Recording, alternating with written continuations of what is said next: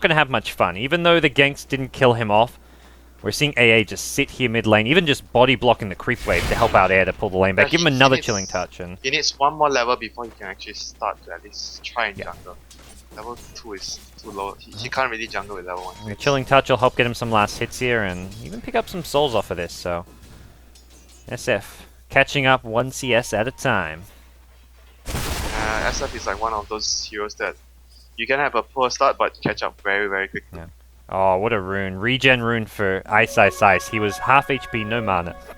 The RNG gods on his side. Yeah. That's a favorable rune here. They're leaving the Skywrath around mid lane, just making sure that... Yeah, I think this is actually like the plan. They know that they can't fight the lane at all because of Sanking not so strong in the lane at the start. Black in trouble. He needs to find a pounce to the low ground, not going to get it. Oh dear. I think he had more than enough time to get the pounce off. He wanted to go to the low ground and then salve up, I guess. I think even if he go to the right, he's not going to die. Yeah, because they use all their long range initiation. They can't stop him anymore. Yeah. Like, he just wanted it to be like the low ground is the safest, but I don't think he needed to go there. Well, 6 feet under ends up being where he's actually headed, as he finds a very tough lane now. ZSMJ very farmed at top. Second smoke. They really want this Shadow Fiend, or they're never gonna give up. Smoke. Both teams smoke in mid. It's the Viper who may go down first. He'll see it from the north. He's looking to run south. Does not have boots though, and as a result, Super probably going to die. But he's looking for the counter kill on Air. Who's going to die first? It's the Viper. Air will go down in return. FY still has a Burrow Strike available. Should get the kill on Kaka, but he whiffs it. The boots on the VS paying off there, and FY. It's a TPM from the Nature's Prophet, actually. It's Ice Ice Ice looking to get pretty whole here. He's going to man up and fight. Ice Ice Ice taking tower hits. He's going to die. AA wins that fight. Meanwhile, in the south, it's Vengeful Spirit still on the run, trying to salve up. One more Arcane Bolt will help get this kill, but he doesn't have the mana for it. Here comes a Triot body block. Can it get there in time? It won't. One more right click. 20 HP. Kaka going to survive. Oh, boy. Fenrir, is he going to die? Fenrir. Oh, you mean FY on the Sanking? No, Fenrir was taking Oh, yeah, in the mid lane. Burrow Strike out. FY. He wants this bounty rune. He'll get it. I think he probably regretted not getting level 2 Burrow Strike then. He probably regretted. Oh, he got the second Sandstorm, yeah. Yeah. He could have hit the Burrow Strike on the Venge earlier, but he could have still, like, he used Sandstorm first, and then he Burrow Strike. Yeah, I don't think he quite realized how good a position Vici Gaming were in. Once the SF was dead, the VS and AA had used all their spells. You would only do that if the VS had stun, right? The VS already used the stun on the... He could have just straight up stunned and then Sandstorm. Like, he was in melee range to the Venge. Yeah, that was just like it was a misplay. That's alright. Call it what it is. Still, HGT come out on top of that little clash, and the entire time Ember Spirit was just chilling top, getting his farm on. You could clearly see their game plan. Yes. The Shadow Fiend is out. They have like a target marker on the Shadow Fiend's head. Well, they're going to keep on looking to gank him. Ice Ice Ice has picked up some early treads with the Orb of Venom as well for the early game harass, and no, it's actually quite dangerous already for him to stay. He probably is gonna go jungle soon. As soon as like the clock reaches 1 more point, like when he gets his ulti. Clock gets 6, yeah, not a fun lane to be in. And the supports have been missing for some time now. Pretty Whore as well as Kaka. Yeah. Sitting behind mid for now, and also going to start stacking up the neutral camps for the SF. The other one. Oh, okay, stacking one. This is good time for the Shadow Fiend to catch up. Golems, sorry dude. Alright, well, Sanking, I think the ganks on mid have... oh, actually, Viper Strike mid lane. Air, TP out. Skywrath, 1 Arcane Bolt. Not going to get the kill. My god, he couldn't get there in time to drop the right click with the DD. Oh, 1 right click would have been all he needed. He didn't even need the right click with the DD. I think he just needed 1 right click, because he lived on about 40 HP. So 1 Prophet right click. Yeah, but it's hard to tell from his position. Though he sees a DD, yeah. You're going to take the DD and TP him. You're not going to TP him without a... Yeah. I agree. It's hard to judge though, yeah. So, unsuccessful gank on the SF, and you TP out of your lane as a Prophet. You are giving up a bit, although I don't think he wants to be laning against a potential Clockwork with level 6. I mean, if he he's flies out of the lane once, it's difficult for him to go back already. Yeah. And at this point... At the same time, you got to give credit though for the SF. Like, he's very clear that he needs a TP in that lane. Yeah. And that TP was so worth it. Doesn't have one right now, so he's going to probably just farm the safer farm that's in the jungle. Actually, we'll come back mid, probably just for a raise or two and then quickly back off. Yeah, he throws a long raise. We'll farm this creep wave and then back off, and yeah, he will go. Constantly has bodyguards everywhere. Yeah. It seems Vici Gaming, FY and Fenrir may be saying, okay, we've tried a few times, we've slowed down the SF kind of unsuccessfully, let's fall back and get our winning farm. FY is going to jungle now. Look at his last hits, it's already taken its toll. It's already taken its toll on the SF. I mean, at this point, SF, I feel, is all things considered, has done fantastic in this mid lane. As far as farming goes, only dying the one time. Yeah, he even got a return kill just now. Like, he didn't get the last hit, but they got a kill. Yeah. Clockwork TP'd mid looking for a gank with the level 3 raises, but misses the hook shot, unfortunately. And does leave out the bottom lane. I mean, at this point, when you have that hook, you want to go for a gank and give the AA some farm and solo XP. Getting an Ice Blast up nice and early could definitely help out this team. AA plus Clockwork is a very potent combination. Like, the Clockwork can basically kill anywhere when they have Ice Blast. Yep. Well, FY stacking and has gone even for the level 3 Sandstorm, so he's made his intent to just farm his Blink Dagger right now pretty clear. And that's when ganking the SF gets a bit easier, when you have got that Blink up. He has it like soon, like after this. Needs this big camp and then maybe like another... There's a double stack on the medium camp as well. Imagine he actually got the kill on the bench though. That would have been also, like, he would have his Blink now, literally. In comes a Venge Illusion and...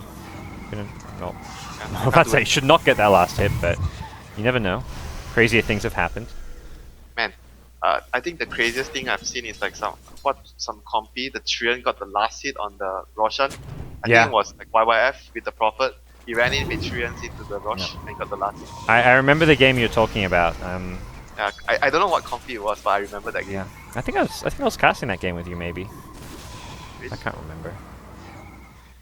Well, HGT going to go for a smoke now, realizing that Sanking is not looking to help out this top lane or any lane right now. He's trying to finish off his Blink Dagger, and they're probably not expecting him to have it for like another 500 or so gold, so possibly feeling like they can find an opening to get a kill at top lane or somewhere else, although Black actually used Shadow Dance. So Black is actually a very gankable hero up top lane. Without Shadow Dance, he's in trouble. Hit by the Searing Chains and misses the pounce out. Black is dead. One last right click, Zeus MJ body blocked the pouncer out, and they don't even need the Clockwork in the end. He may as well show up in case he is needed, but... He can TP and try and gank other lanes now with the hook. Yeah, looking for Ice at bottom. Will Ice. I don't think he's expecting Clockwork to already have swung towards his bottom lane, and nope, he gets caught in that hook shot cogs and gonna just throw down the Sprout. Oh, that was an interesting thing he tried to do. To push himself or the Clockwork out. Yeah, push himself out. He tried to do that. Sometimes he works. Yep. Black will TP back top and continue farm. Has got the ultimate backup, so a little bit safer for him, but the more important movement is coming from the Vici supports. They've now got the blink on Sanking, and knowing the Clockwork just TP'd bottom, knowing that there's a few heroes top, probably feeling like they can get a kill on the Shadow Fiend at mid. Yeah, they need to commit the ultimate for this. Yeah. They're gonna go Blink, Burrow Strike, Epicenter as well. Clockwork, he's nearby, but he's got no hook shot. And that could have maybe turned things around. Now Clockwork going to get Viper Strike, and I see Axie in some trouble. Gets a good cogs to push Super back. He's still low. One more right click from the Viper, and the Prophet will bring him down. 2-for-0 trade. Sanking on the run, has a blink in a couple of seconds, and will escape. That hookshot being on cooldown proves to be a big window for Vici Gaming to capitalize on. Yeah, I think him going in trying to save the Shadow Fiend was also... Like, I don't think they could have saved him from that position though. I'm not sure why he felt that there was a chance. Like, he didn't need to die there. Like, the Shadow Fiend, one person dying was already bad enough for them there, but he went and tried to help him. It's weird because like you get a hookshot kill on Prophet at bottom lane, and it kind of ends up hurting you, because as a result, Vici Gaming get 2 kills mid and a tier 1 tower, because the hookshot's on cooldown, so... It's... I mean, I guess they could have played things more safer following that, but... Yeah, it's like 9 minutes, 10 minutes into the game, you know, the Sanking is blink though. Yeah. I mean, you take what kills come your way, and I guess the follow-up play for SF was to not farm in that mid lane. Farm in the jungle. I guess he had already cleared out the jungle, so he got impatient. Just cleared the jungle. It was just like the timing. He was going to die there no matter what, because you're going to go back to the tower to farm. Yeah. It's hard for him to dodge that gank though, I feel. Yeah, unless he goes into the other jungle camps to farm, which is not exactly a very efficient farming route. Yeah, that's why. It's a very natural move for yeah. the Shadow Fiend to farm. You wanna be as efficient as possible with your farm patterns, and that was well, the most efficient one, which Vici Gaming kind of knew he'd do, I guess. Bottom lane though, Vici Gaming get down some wards here, and FY, He's been scouted, gets held up, cancels out the blink. Hookshot going to come on through. That catches the Viper, but Viper going to turn and fight, and Icy in a lot of trouble. Gets blown up first, but ZSMJ with a nice blast support will bring down Super as well as FY. And now looking for more. Fenrir as well as Ice in all sorts of trouble. And here comes the Slack though. Black makes his first appearance of the game, brings down the Ember Spirit, blown up by a Shadow Fiend ultimate. And now Black, the only one left alive, is on the run and looking for a way out of this one, will escape. It's still a 4-for-2 trade in favor of HGT, and Black just happy to survive that one. The hook shot won them the fight. And he trapped 2 heroes in the cogs as well. That's very good for him. With the Ice Blast. That Ember Spirit also showing up when he's needed. ZSMJ spends the early game farming, and then the timing hits. He's got Phase Drum's Wand, and this is really kind of like where he's starting to peak as far as his strength is concerned. Yeah, this is the time we were talking about. This is the crucial timing that would decide whether he's gonna get very farmed or not. FY gonna get scouted. Epicenter and everything. FY gonna find a kill on Kaka, it looks like, but the counter Ice Blaster swap out. He's not gonna get the kill, and he's gonna go down himself, not to mention Ice. That was a really good swap. Air getting Treant blocked. The Ice micro is there. I guess it's not really micro when his hero's dead. That actually turned out not to be so worth it. And they lost well, they need to get more kills. And they're going to get more. They're going to get at least one more, possibly two. ZSMJ has mana for another Fire Rim, but it's actually on cooldown. We'll get just the Viper for now. Slark, not really a feasible kill. Fenrir was maybe the other kill they could have tried to get, but will make his way back to safety. So a 3-for-1 in the end. In the end, that got 3-for-1 for the price of one Shadow Fiend. That seems okay. That swap was actually really good, I think. Even though he got the Shadow Fiend killed, but they got 3 kills because of that swap. Yeah. Well, Clockwork so far has played a pretty good all-around game. These mid-game fights have been won by him and the Ember Spirit, it feels like. He only missed 1 hook shot so far. Yeah. The rest was really good. And the Ice Blasts have also been on point, not to take away from some of the supports. I mean, from HGT, this is just looking like a different team from what we saw against LGD earlier in today's game as well as yesterday's game, where they kind of got beaten down pretty badly. They did beat Vici Gaming in the winner bracket as well. That's how Vici Gaming ended up in the lower bracket, a 2-1 defeat to this HGT side. So for Vici Gaming, they're looking for some revenge. Now Black is he's gonna build a Shadow Blade first as his first item. Not even gonna get Midas or anything. Definitely not the standard Slark build. Normally you see that Midas treads into either Blink or Shadow Blade. Because you want levels very, very badly on this hero. Yeah. He is leveling okay. Well, I mean, he's solo, so I guess he got the solo XP this game, unlike a lot of games. And he's doing a little cheeky play here. Goes in with the Shadow Amulet and gonna catch out Icy, perhaps pounces forward, turns for a hookshot and a cog. Icy with the plays. He's gonna get chased down. The Mystic Flare will finish him off. Here comes your Ember Spirit looking for Black. He gets brought down with the help of the Ice Blast. Does not get the heal in the Shadow Dance, and he's gonna see a second kill go the way of the Ember Spirit as he snipes the Skywrath. And that's very good play by the cog. I don't think they're killing off ZSMJ. If anything, they're going to lose more here. Sleight of Fist comes through, catches 2 in the steering chain. Swap back as well. Kaka goes in with a stun, catches FY, who doesn't have any spells for a couple of seconds, but it's Kaka getting caught out here. Prophet going to turn and fight now, and Kaka will happily sacrifice his life to prevent any further casualties. Yeah, but that Clockwork, he made sure that if he didn't do what he did there, then his teammates wouldn't have gotten a kill on the slot. He made them use those extra couple of spells and chase that a little bit further. To drop your spells before you die.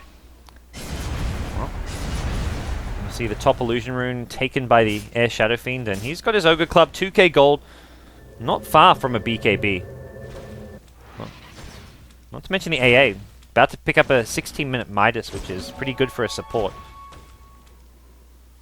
Yeah, and ZSMJ is also going back for that build, the meta build, which is, I think this game in particular would help him snowball very, very hard if he actually gets a lot of kills from it because of the movement speed. He can chase down so quickly. No. He's going to keep on fighting. The Yasha, a pretty value item as far as... At this point, it's his spells doing most of the damage, so having the Yasha for the movement speed is... The Flame Guard and the nuke from the ultimate.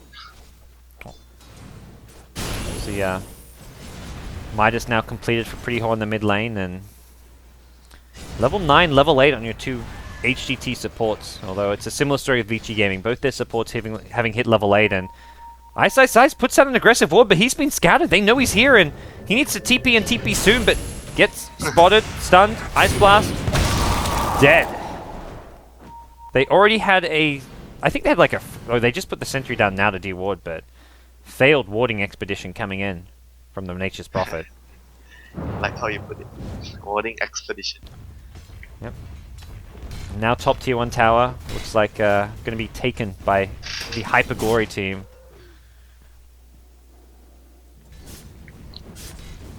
But I think this is a very good blade mail game as well. Prophet as blade against the enemy heroes. Ice Blast and Flame Guard. And Shadow Fiend, a lot of AoE damage as well. Yeah. I feel like you definitely cannot count Vici Gaming out of this game. HGT have shown they sometimes lack the composure in the late game. And we'll see Black now really start to come online with the Shadow Blade. I feel HGT's lineup is also very strong late game. I think their late game is actually a little bit more better than the enemy team because of the bench. And they both have 2 cores, like 2 strong DPS core, but VG have another Prophet, so it's gonna be almost even, I feel. But the bench actually keeps it even for them. Yep. Shadow Fiend has BKB now, and they are going for a gank here. They need an Epicenter first. Yep, they're going to Epicenter, Blink, Burrow Strike, Air does not go for the BKB, but there's a swap. He'll get pulled out. Can turn, actually uses the BKB, probably wasn't needed. They lose the Vengeful Spirit. And ZSMJ looking for counter kills, looking to trade. He gets a 2-hero Searing Chains on Fenrir and FY. The Burrow Strike through from FY. Going to Sandstorm as well. ZSMJ's Flame Guard going to be burnt down by this probably. Slider Fist through, not going to catch FY, and it's a 1-for-1 trade on the support so far, but also a 10-second BKB used by the Shadow Fiend. He did not need to use the BKB at all. That was actually huge because it was 10 seconds. The longest one. Yeah, that was... I'm not sure if he thought like Skyreth was about to drop an ultimate or something on him, but not needed at all. He already dropped the ultimate. Yeah. Ember Spirit shows up top lane and looking to defend this push coming out of the Vici Gaming duo at top of Black and Ice. And so far, so good. But here comes the third hero. They're still leading. Yeah. Both CSMJ and Shadow Fiend are still top of the network. Next would be Roche or maybe anyone to secure. Like both sides can definitely secure Roche. Well, it seems a lot harder for HGT, even though they've got the physical damage with the Ven Shadow Fiend. Vici Gaming are pushing out lanes constantly and making life a bit more difficult for HGT. Top tier 1 tower going to be denied by ZSMJ, and he's possibly looking at some kills here. They swap the Viper back in, and Vici, who are trying to prevent the tower get denied, end up not doing that as such, and also losing the Viper in the process. Yeah, their heroes are really, really strong now against taking all these fights at the towers, and VG doesn't have a BKB on the Viper yet, so he dies very easily. Black, Shadow Bladed up, going to run into, well, pretty much 5 heroes right now. They're actually clearing out the Ancients here. Not a real fight he wants to take. Yeah, I don't think he can get anything here. Yeah, and he's also about to get spotted. Runs into the Ember Spirit, gets caught by Searing Chains, and he's just going to look to run the hell out of here. There are Sentry Wards further up the lane, but he's more than okay. Get some valuable scouting information for his team, at least. Who do a bit of damage to the bottom tier 2. There's also a DD Rune right by that Roshan pit, which does always kind of add to that threat of a potential Roshan. But right now, not really in the best position to go for it for either team. HGT want to fight at the end of the day. They don't really... They'd much rather prioritize ganking and team fighting. I think HGT is a lot stronger now with the BKB on the Shadow Fiend. Oh, they're gonna kill him. It's gonna be a free. Yeah, FYI, I think this is... Yeah. Ditch your friend. Ditch your support buddy. This is not a fight you want to take. Minimize casualties, basically. Yeah. He's going to linger around. He actually has level 2 Epicenter as well, so he's got some decent solo kill potential for at least the supports and... Yeah, with the Prophet ulti. Shadow Fiend, probably a bit out of his kill range. No, Shadow Fiend is too difficult. The rest, he needs to kill the other heroes. Yeah. We'll see an Ember Spirit come down the bottom lane as well, but he's also tanky with 1400 HP. And FY gets scouted by an Observer Ward, so this should be not as successful. And he's going to go hide in these trees, but they may find him here. They can just howl Venge or use howl, the rocket. yeah. They have a rocket and howl. They should be somewhat expecting this as... No, they're not going to scout these trees. They saw him near this bottom lane, and you got to somewhat anticipate Sand King trying to lurk around in some trees here. It's the net play. Yeah, Sand King is a hero that you just... Positioning is key. mean, they're split up right now. An epicenter would only be like airs on the front lines. You're not really catching too much more. They do scout out 3 heroes by each other now with the treants, though. But they're going to give up the tower. No other Vici Gaming heroes actually down here looking to defend. I don't think they feel comfortable taking a fight now. They are not strong enough. The Slug is still far behind. He wants to play the farm game right now, which I don't really blame him for. So you farm with the Slug and the Prophet, you split them up, and you try to get a pick off with the Sankey with Blink. That's the better plan right now, I feel, for BG. The straight up fight is not, they're not strong enough. Basically. Getting more and more difficult to find those pickoffs. Everyone on HGT's side are very tanky. Sanking actually goes into a Searing Chains. The hook shot gonna miss. He hooks his teammate. FY though still gonna go down anyways, even with the missed hook. Got some interference coming out of Kaka's Vengeful Spirit, and it looks like Roshan gonna be claimed. Rosh feels like a next thing for them. They can definitely do it very quickly. It's so hard to find kills for Sanking. I mean, the ward there preventing him, but everyone on this Radiant side is tanky. The Vengeful Spirit has 1200 HP with Strength Treads. SF picked up an Ultimate Orb, so he's at 1600. Icy's got 1300. Only really the AA is kind of a little bit squishy, and once AA picks up the Ogre Club, then you're looking at 1200 HP as well. So, not really sure who the target is as far as... I mean, there's not really any solo kill potential. Maybe with the Prophet Ultimate that's a little bit different, but... He's struggling to find openings. The only thing they can do now, I think, they just need to try and farm more than HGT. Use their global presence on the Prophet to farm the map and the Slug. They can take out lanes very, very quickly, and just hope that when they actually defend high ground, they have amassed enough resources to actually defend. They killed top lane. The Shadow Fiend is Aegis being used, and FY is nearby with a Blink Burrow Strike. They're going to look to go for a second kill. The Ice Blast comes in. Air going to turn and fight with a Clockwork Hookshot. Locks 2 into place, and Air is going to win the fight. Gets 3, and Fenrir going to be brought down by a Sleight of Fist. It's a 4-for-0 trade. They just got too cocky. Should have just taken the Aegis kill and backed off, but they wanted more, and they got punished for it. Yeah, it was actually quite surprising they actually stayed for the SF didn't pop BKB yet, if they'd epicentered for it, I guess they didn't want to epicenter in case he did pop BKB. He has BKB, so yeah. I don't think you can kill him anyway. I guess if you epicenter in the trees and then get him with a Blink Burrow Strike before he BKBs. Yeah, he was even late with his... He didn't activate his BKB right away when he respawned from the Aegis. But he's now got Manta Style. He's going to be up to a very, very hard to kill status right now. That was another great hook from the Clockwork though. He has been one of the big playmakers for this HGT side.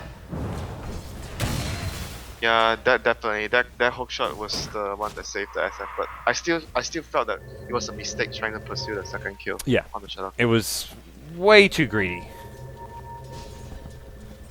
Desperation though. They are far behind. Yeah, you kind of go for those greedy plays and hope for the best when you're playing catch up. So if it pulled it off, killed the Shadow Fiend a second time and gone back to farming, like Vici Gaming, you'd be saying, well, what a good play it was. So it's kind of it is hard to say it was a terrible play or a terrible decision to go for it. It was just like you were far behind. You need to do something. You make risks, and sometimes it makes it look like you ultimately get into a worse position sometimes. Mid lane, Black. He's going to maybe be forced to ultimate or Shadow Blade out of this one, taking a lot of damage. Are they going to look to track him? Doesn't seem so. Force the cooldown, but it's just a 60-second cooldown. Yeah, it's a fairly spammable ultimate, and they're going to lose a tower to ZSMJ as well. That was a tier 2 as well. He's suddenly got himself up to 3k gold, so he can start transitioning into that DPS item of choice, and it looks like it's going to be Battle Fury. No surprises. This is looking really bleak already for VG. They don't have... Oh, this Observer Ward is going to find a second kill now at bottom lane. Gets the Sprout push, pushes Clockwork out of the cogs, but not going to save his life. You're not going to get out of there regardless, but... VG didn't have Midas, so I mean, if they have Midas, maybe they can actually try and pull it really late. But they don't even have one Midas, so it puts them in a very difficult position. It's like really hard for them to outfarm the enemy now, because AA has an Ag Scepter now. Yeah, when you try and split push with a Prophet, like the Clockwork can always kill you with the AA. Like I don't think he even needs the ulti of the AA to kill you. He can pick you off alone. And SF going for this very tanky build, which I think is kind of the right build. He's got enough damage with the help of the Venge that just going for these pure defensive items is working out fantastic. I think the Ember is dealing a lot more damage now. He's just the tank. Yeah.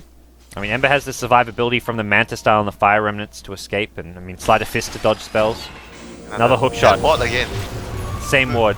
Black, trapped in place. Ice Blast will hit, which means he's not going to get the regen while invis, and pushed back by the cogs. Clockwork gets credited the kill. This ward has just paid off massively. That time combined with a Sentry ward, but they knew it was there. They even pinged it out after Ice died, so that was just silly play. It feels like Black didn't know or something, like communication issue. Yeah. The same, but 3% died in the same spot. The second one, like, somewhat understandable, like, but after that they pinged, like, there were 2 or 3 pings pretty much right where the ward was saying, hey look, it's warded. At least that's what it said to me. And Vici Gaming still send Black there, and for whatever reason, I guess trying to think he can make some space and try find a kill, but at this point he's just not really equipped to go find solo kills. Hasn't even got his Skadi yet. And the Spirit can defend top. Did he leave a Fire Remnant at bottom? Yeah, he's got a Fire Remnant back bottom if they want to continue this push at the bottom lane. But it seems like they're just going to fall back, farm their jungle. I mean, you kind of mentioned, it feels like HGT even have the better late game. So they don't have to go high ground anytime soon. Yeah, I think even though the enemy has like three cores, but they're not as farm as you, and your dual core has a bench backing you up, and you're much more farm, obviously, at this point of the game. Even the AA is going to scale well. Not just the Ag Scepter, but if you go late game for like 40 plus minutes, AA can get a 4-staff, a Hex, whatever kind of... I mean, you could go for a big item like a Hex if you want to drag this game out. His ultimate is like one of the best contributions he can give for his team. Just hit it on the Slark and you win the fight. Well, maybe not, but maybe it's not that simple. But the Slark is like handicapped with the Ice Blast on him. Yeah. They're going to keep working on what I imagine is a Skadi. And he's most of the way there now. The SMJ up top, and killing him just not really an option. Especially when he's got the Manta style to get out of a Skywrath silence. He's unkillable. Unless you're like full nuking him from like Epicenter into a Blink Burrow Strike with a Skywrath ultimate to try burst him down. Yeah, but that would be like everything burst damaged at once, and it's just not really that feasible. It's very hard for them to take any fights now. All they can hope is just buy time. Black's given up on the Skadi too. He's going back for a BKB now. Picks up an Ogre Club. I'm not sure how much he actually changes though. He's still gonna get hit by the Ice Blast. I mean, yeah, the right clicks, they have a lot of right clicks. He's still gonna be fairly vulnerable. Another tower to be taken in HGT. Actually gonna hit a Searing Chains on FY. And this is what Vici have to do, just go for these trades, but Ember Spirit says no. TP's back, Battle Fury's through the creep wave and will defend and also have the Fire Remnant, I imagine. No Fire Remnant? Don't actually see a Fire Remnant at the mid lane. No, they want to wait for Rosh, they just ping Rosh. They're gonna wait for Rosh. Yeah. Play on the safe side. Ember's still farming well, he can pick up a Crystallis soon. Skadi is actually completed by the Shadow. Yeah, they've got a lot of big items coming their way. They got the Skadi, Clockwork working on a BKB, AA's picked up a Staff of Wizardry, which is probably the 4-staff, but could even be like a Yule Scepter to set up a guaranteed Cold Feet. But more likely it's the 4-staff. Yeah, you want to have at least one 4-staff against the Skywrath ultimate. And the second Burrow Strike, you just 4-staff out of the ultimate. Yeah. Well, game 1 of this best of 3 looking very bad for Vici Gaming. HGT have shown that they may be the Vici Gaming Slayers, beating them already 2-1 in the winner bracket, and Vici Gaming are in a tough spot, at least as far as game 1 is concerned. They were crushing yesterday too. They 2-0'd IG in convincing fashion, then 2-0'd MVP Phoenix, so... Oh, FY. Yeah, that's not a place you want to be. That was a smoke gank though, so I guess that's the good news is you tanked up the smoke gank for your team, so no one else has to die. But straight down the mid lane we go, says HGT. There's no epicenter for the time being, and there's no buyback for the Sand King. This feels like it's a wreck already. There's no wave clear on the Vici Gaming side. They don't have... They have buyback on the Viper, they have buyback on the Prophet. Hopefully if he dies... Viper's just going to go in and kind of suicide at this point, it feels like. Do as much damage as he can. And they have 3 buybacks, Stark has buyback. Okay. Super Ice Blast going to be off the market, swap back actually, and Forces out the BKB. Super now going to Viper Strike, and it looks like Kaka is overextended. Not the best swap from him. A bit too aggressive, perhaps, as looks like Sankey about to respawn. Ice still alive. Wow, that was actually really bad for silly, them. yeah. I think they could have actually gotten the racks. He just needs to stand behind and swap when they initiate. Just sit back, right click the racks, and if Viper goes in, you swap save whoever gets initiated on. Or That's the point of his item build, right? From the Shadow Fiend, he built like the tanky build so he can just stand there and hit, and the Venge will just stay behind him. Venge did not follow the plan. He needs someone he needs to give him a little pamphlet and say, look, this is what we're doing. Stick to it. Too confident already, and the Roche just spawned. Not sure if Vici. Oh, they're gonna scout it. Well, I mean, they can get this if HGT don't come and if HGT are nice, basically. They're gonna take quite some time to kill it. Yeah, and Clockwork will constantly scouted already with a rocket flare, so almost no chance I can see Vici getting in there uncontested. Yeah, definitely no. Oh god, ZSMJ almost has a Daedalus, by the way. He's 1k gold short of it. Both him and Shadow Fiend are just massive. They're, I mean, Shadow Fiend's a full 8k ahead of the Viper, Ember Spirit 6 to 7k.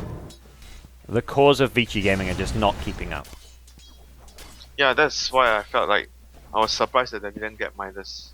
Almost every time I've seen Black play this slug, he has gone for that Midas build. Or even like the Prophet go Midas, like one of them is to be, not sure of, like, yeah, preferably on the slug though. Maybe even both though.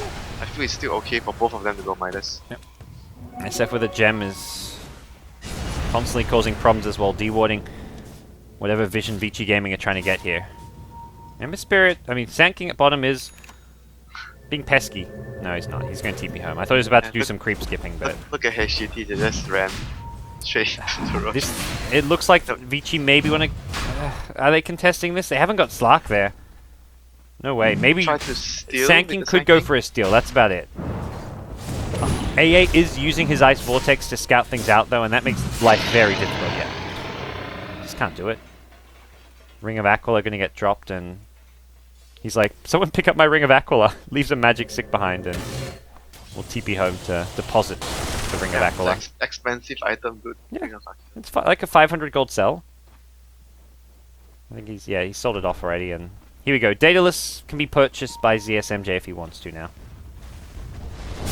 Maybe safe for buyback. If you're going for a high ground push, Ember Spirit's a good hero to have buyback on because you can instantly fire run it back into the fight. I don't feel that he's gonna die though. That's the thing.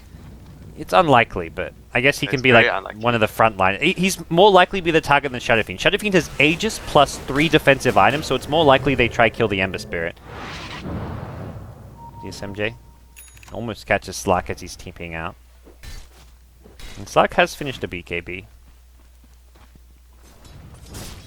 Why? Saying hello. ZSMJ gonna... So do they still have buyback on a slot? No, they can't buyback. Check. Yeah, they don't have buyback on slot.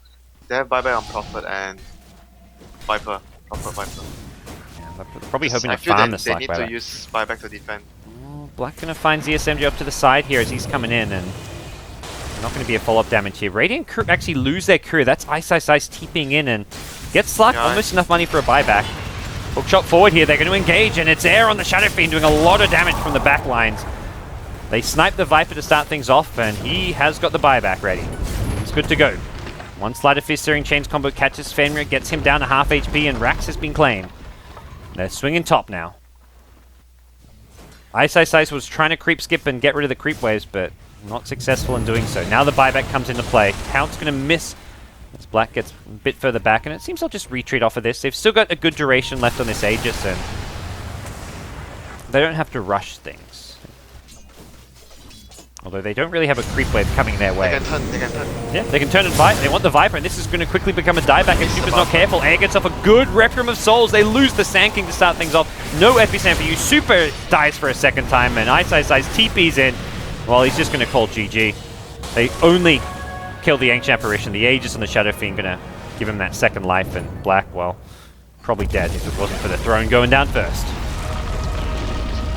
I'm not sure though. I think the most crucial point of this game was like they needed to have Midas though, like in this sort of game with their lineup.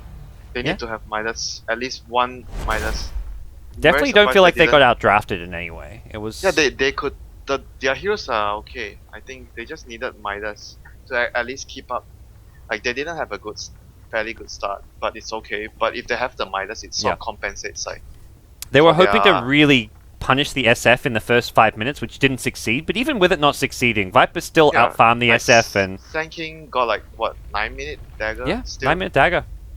And if Slark and Prophet just played some Midas late game farm Dota, maybe things could have gone a bit better. But yeah, definitely it would have definitely gone better because the Ember was like so much stronger, and they went for like the fighting build. They went like Blade Mirror. Like Blade Mirror is really good on Prophet this game, I feel. So yeah, I think they just thought they could win the mid game, but they actually got crushed by the Ember when he has face and drums, and the game went downhill from there. And they didn't have Midas, so they don't have a backup plan after they lost the fights during the 10-minute mark, and it was really difficult for them after that. Alright, well, game 1 in the bag. HGT looking to slay Vici Gaming for the second time in one tournament. Considered one of the best teams in the world at the moment, having won ESL 1 New York as well as the Summit 2. Vici Gaming, this would be a tough blow for them, especially with the Dota 2 Asia Championships coming up. We're going to see if they can bounce back. Game 2 coming up after a quick break.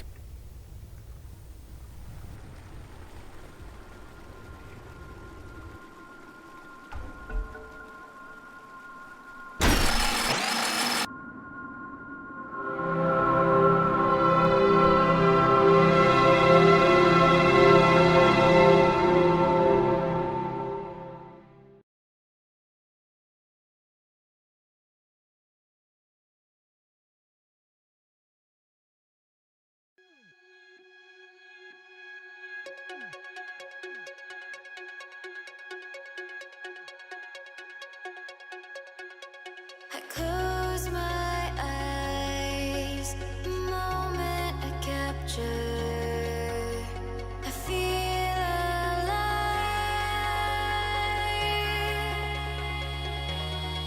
So I hold on, I'll never surrender, and I'll love strong. This is forever.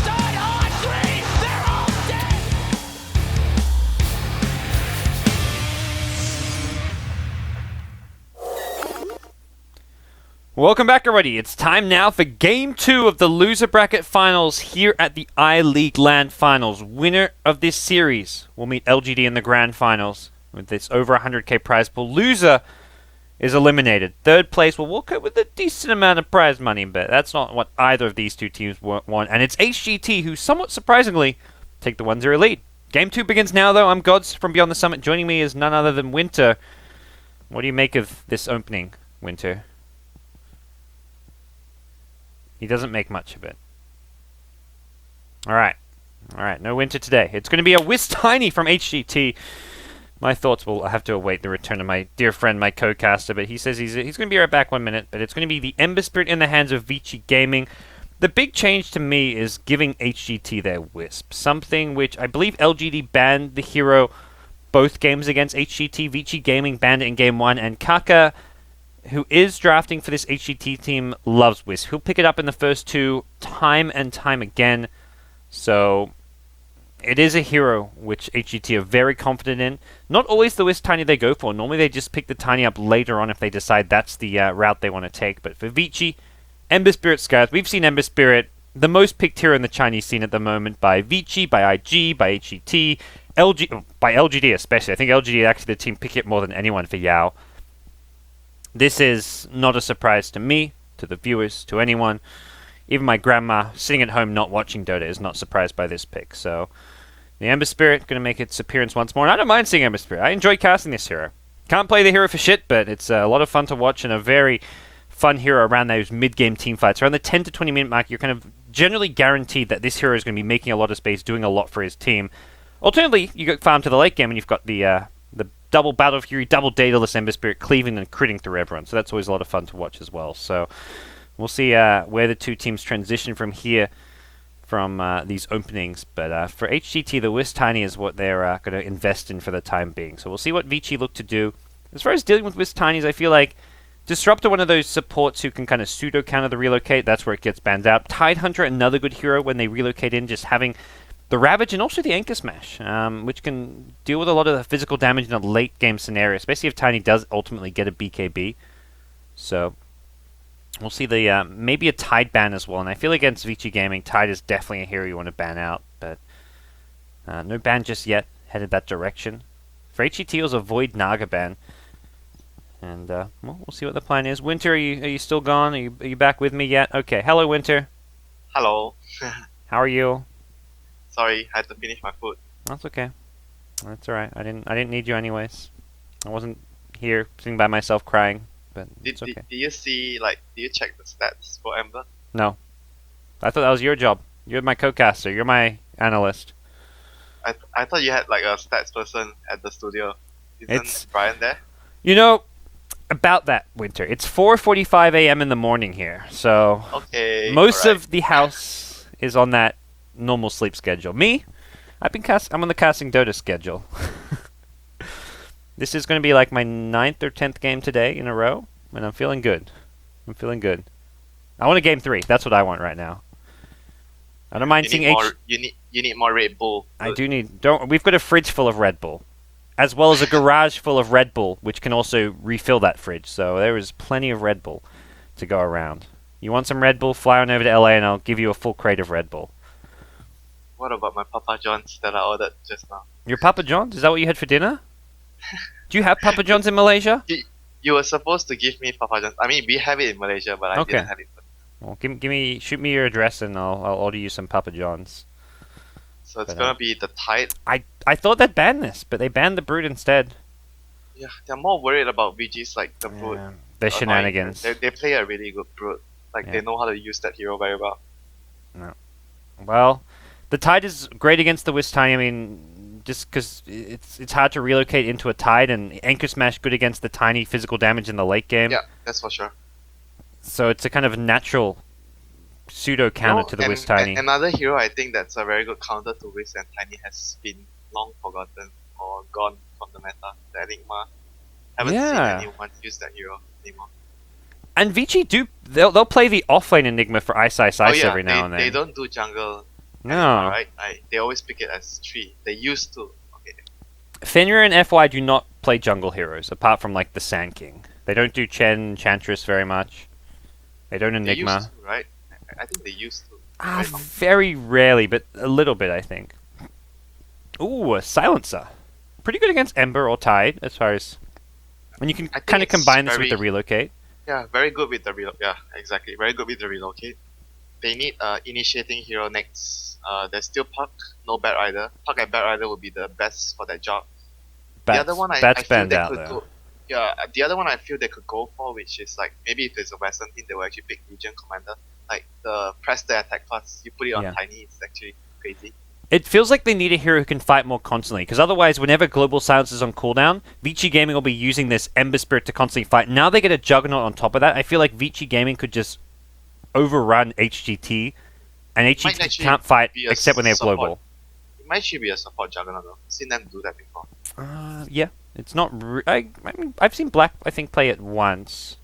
We're seeing more and more core Jug as well from some of these teams, but Yeah, like enemy has a sort of weak support, so Silencer and Whis. So your Juggernaut can run around and like if you start with boots and a roaming support Juggernaut, you can Yeah. actually have a very good chance of killing the Silencer if you actually find him. and not bad against Tiny because the Omni Slash obviously not worrying about a Craggy once you're in that Omni Slash.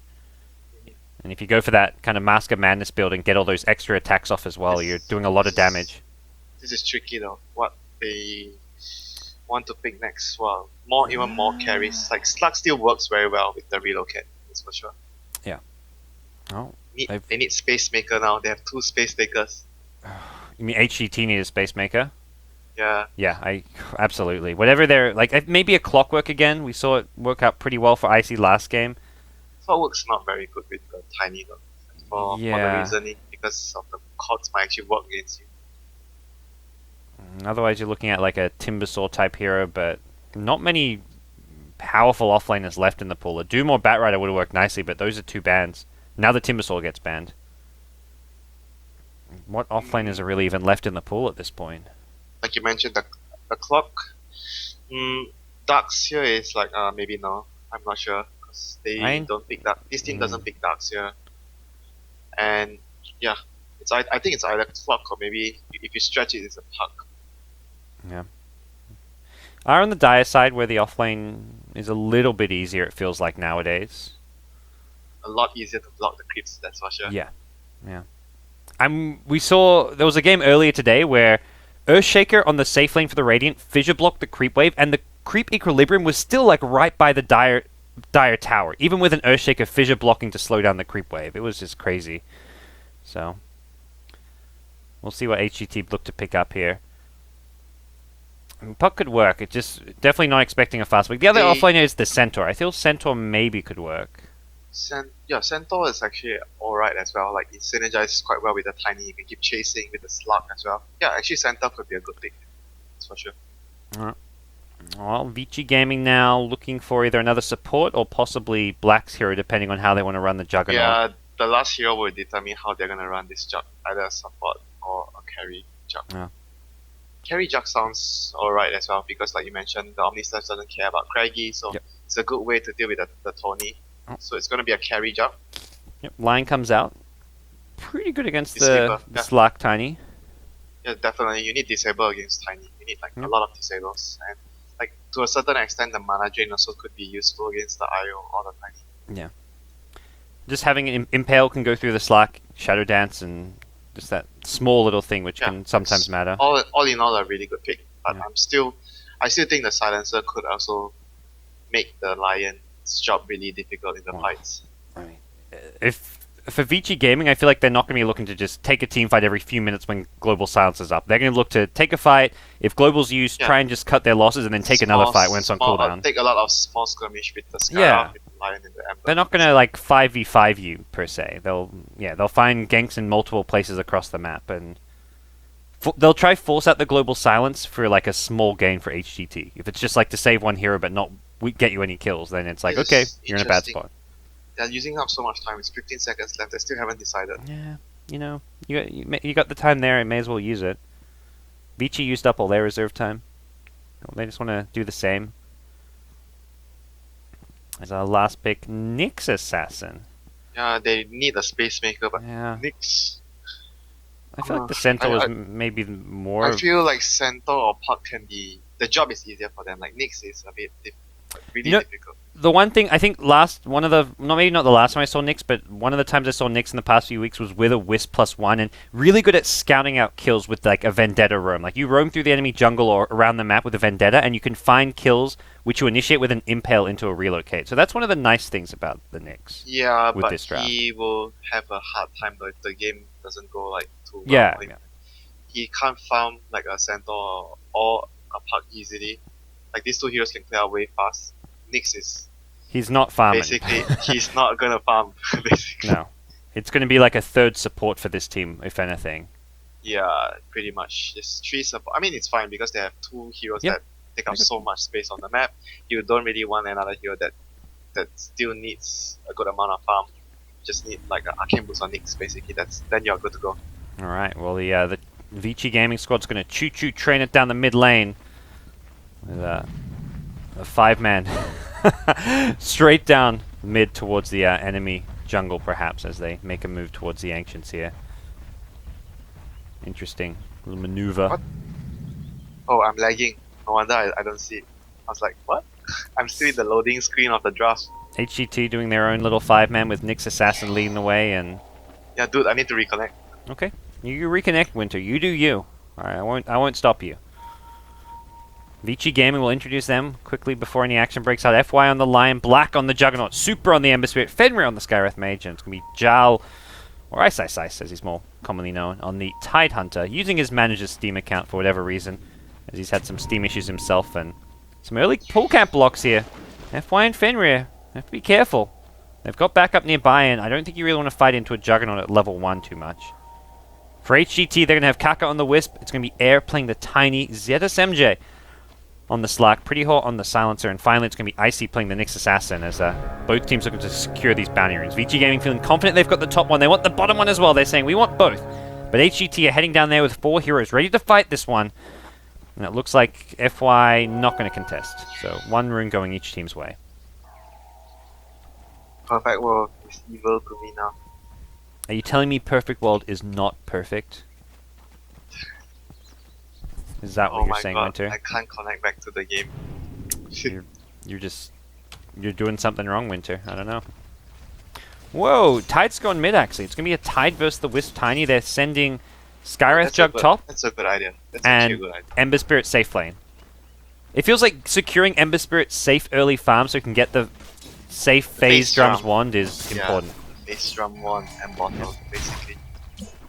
Ice Ice Ice has got a bottle rush build going with 2 branches and tangos, so a lot of the damage though from the Wisp Tiny as far as the lane goes is nuke damage with an avalanche toss, so he still has to be somewhat cautious with how he plays. And top lane Icy not having fun though. Also Wisp not having fun. He fell back, looked to stack some camps, and he's like, oh, I actually haven't got a single camp to use. As Kaka gets his bottle up and doesn't find any way of actually using the jungle just yet.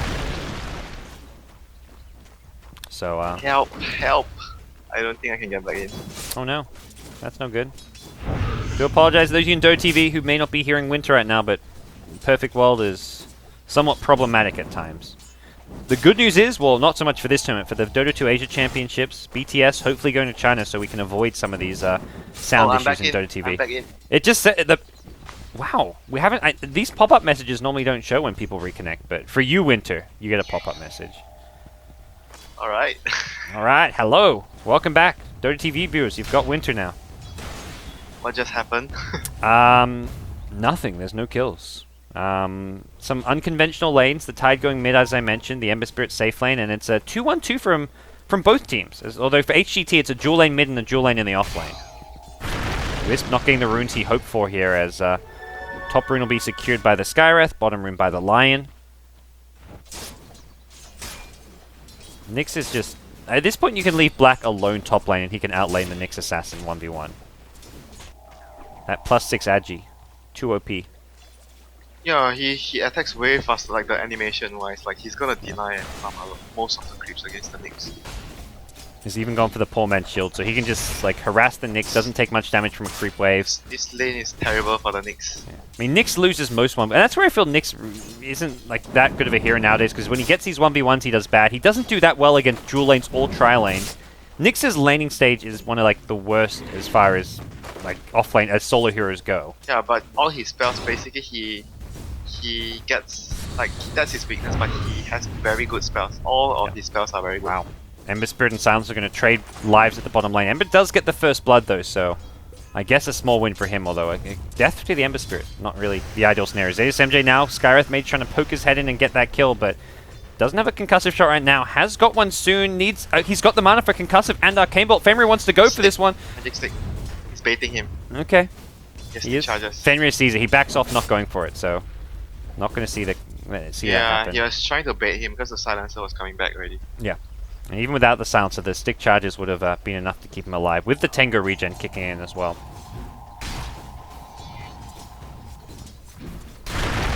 Middle lane, Tide is actually. Oh, he missed the toss though. He wanted to toss him back to the tower. Oh, that was really close. Bottom lane now, another initiation attempt here. Ember Spirit has the Searing Chains, will pop the last word as a result and gets another kill for himself. As Slack will get one counter kill, or will he? The Hex comes into play, FY still leached in, will be brought down. But ZSMJ now needs an escape plan. If this Searing Chains lands, it's trouble for him, but the TP back in from Silencer on respawn will deter any further chase. As this time though, Wisp will secure a room, which is going to help out Tiny a lot in this mid lane. Yeah, Tiny is doing actually really well. I'm sorry, I mean the Tide. Yeah. He's getting so much farm, considering the situation. 20 last hits. He's going to hit 6 soon, and that's where it looks like Lion is making himself appear. Yeah, no one in mid lane. They can blow the Wisp up immediately. TP's bottom. I don't know. I think that TP That's bottom a was ward. scouted. Yeah, well, it's scouted by the ward. I think it was scouted by the Tide mid as well. And this is possibly a dead Tiny. Ice will not hit 6 on this creep wave, and oh, it's top lane. Juggernaut says hello. Level 3 kill. Blade Fury, and down goes your neck. Didn't even need to use ulti for that kill. And bottom lane, this Wisp showing up is not offering too much. Lion gonna stack and then go back to mid lane. I think look for a Ravage kill on Air. Air's got 1 charges and a Bracer though, so he's pretty tanky, but Impel and Hex both available. 1 creep is all that's needed. Oh, there we go, level 6 available. Lion, position far back. If Tiny goes through a creep, we're possibly looking at a kill here. I don't think they got this kill. The ward sees the Lion, so Yeah. unless he plays really careless. Bottom lane, TP's coming in. It's the Ember Spirit looking to turn things around. ZSMJ dives for a kill, and looks like he may get out of there as well. It's Kaka on the Wisp, who's actually going he missed to the avoid chains. the chains. Tethers out as well. He Wisp missed will the now chain. heal up himself as well as ZSMJ. That's a big win for HGT in the bottom lane.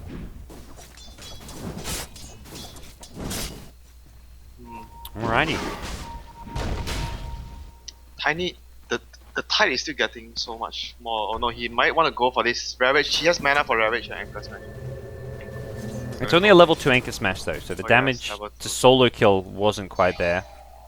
And now we see the Tiny Wisp, or the Wisp in general, come into play. He wants this rune. That would be a really nice deny. No room or regen for the Wisp, who actually has 1 bottle charge left, and he wants this Tiny, or wants the Lion, sorry, but the Steering Chains on Air.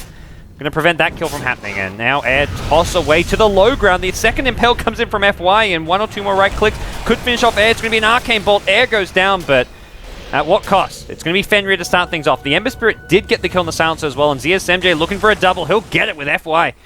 Brought down in the jungle as well. Here comes Ice. Has a Ravage at his disposal. Doesn't want to get caught up by a Dark Pack here. The Searing Chains will proc him. Possibly going to see a Ravage after this. Yep, he was waiting for the Dark Pack. Then he Ravages.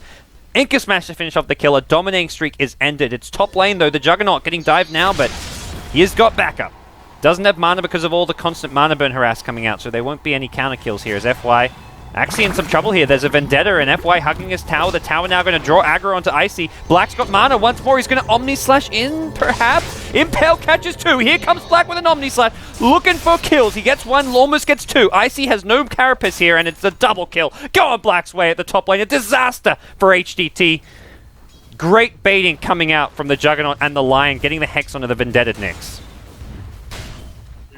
They were chasing over their head as well though. They didn't expect that the bottle was coming back from the courier. Yeah, they thought Black was manaless there, but that was not the case. Looking at the farm as well, like the Tiny is not having a good time since the Wisp left the lane.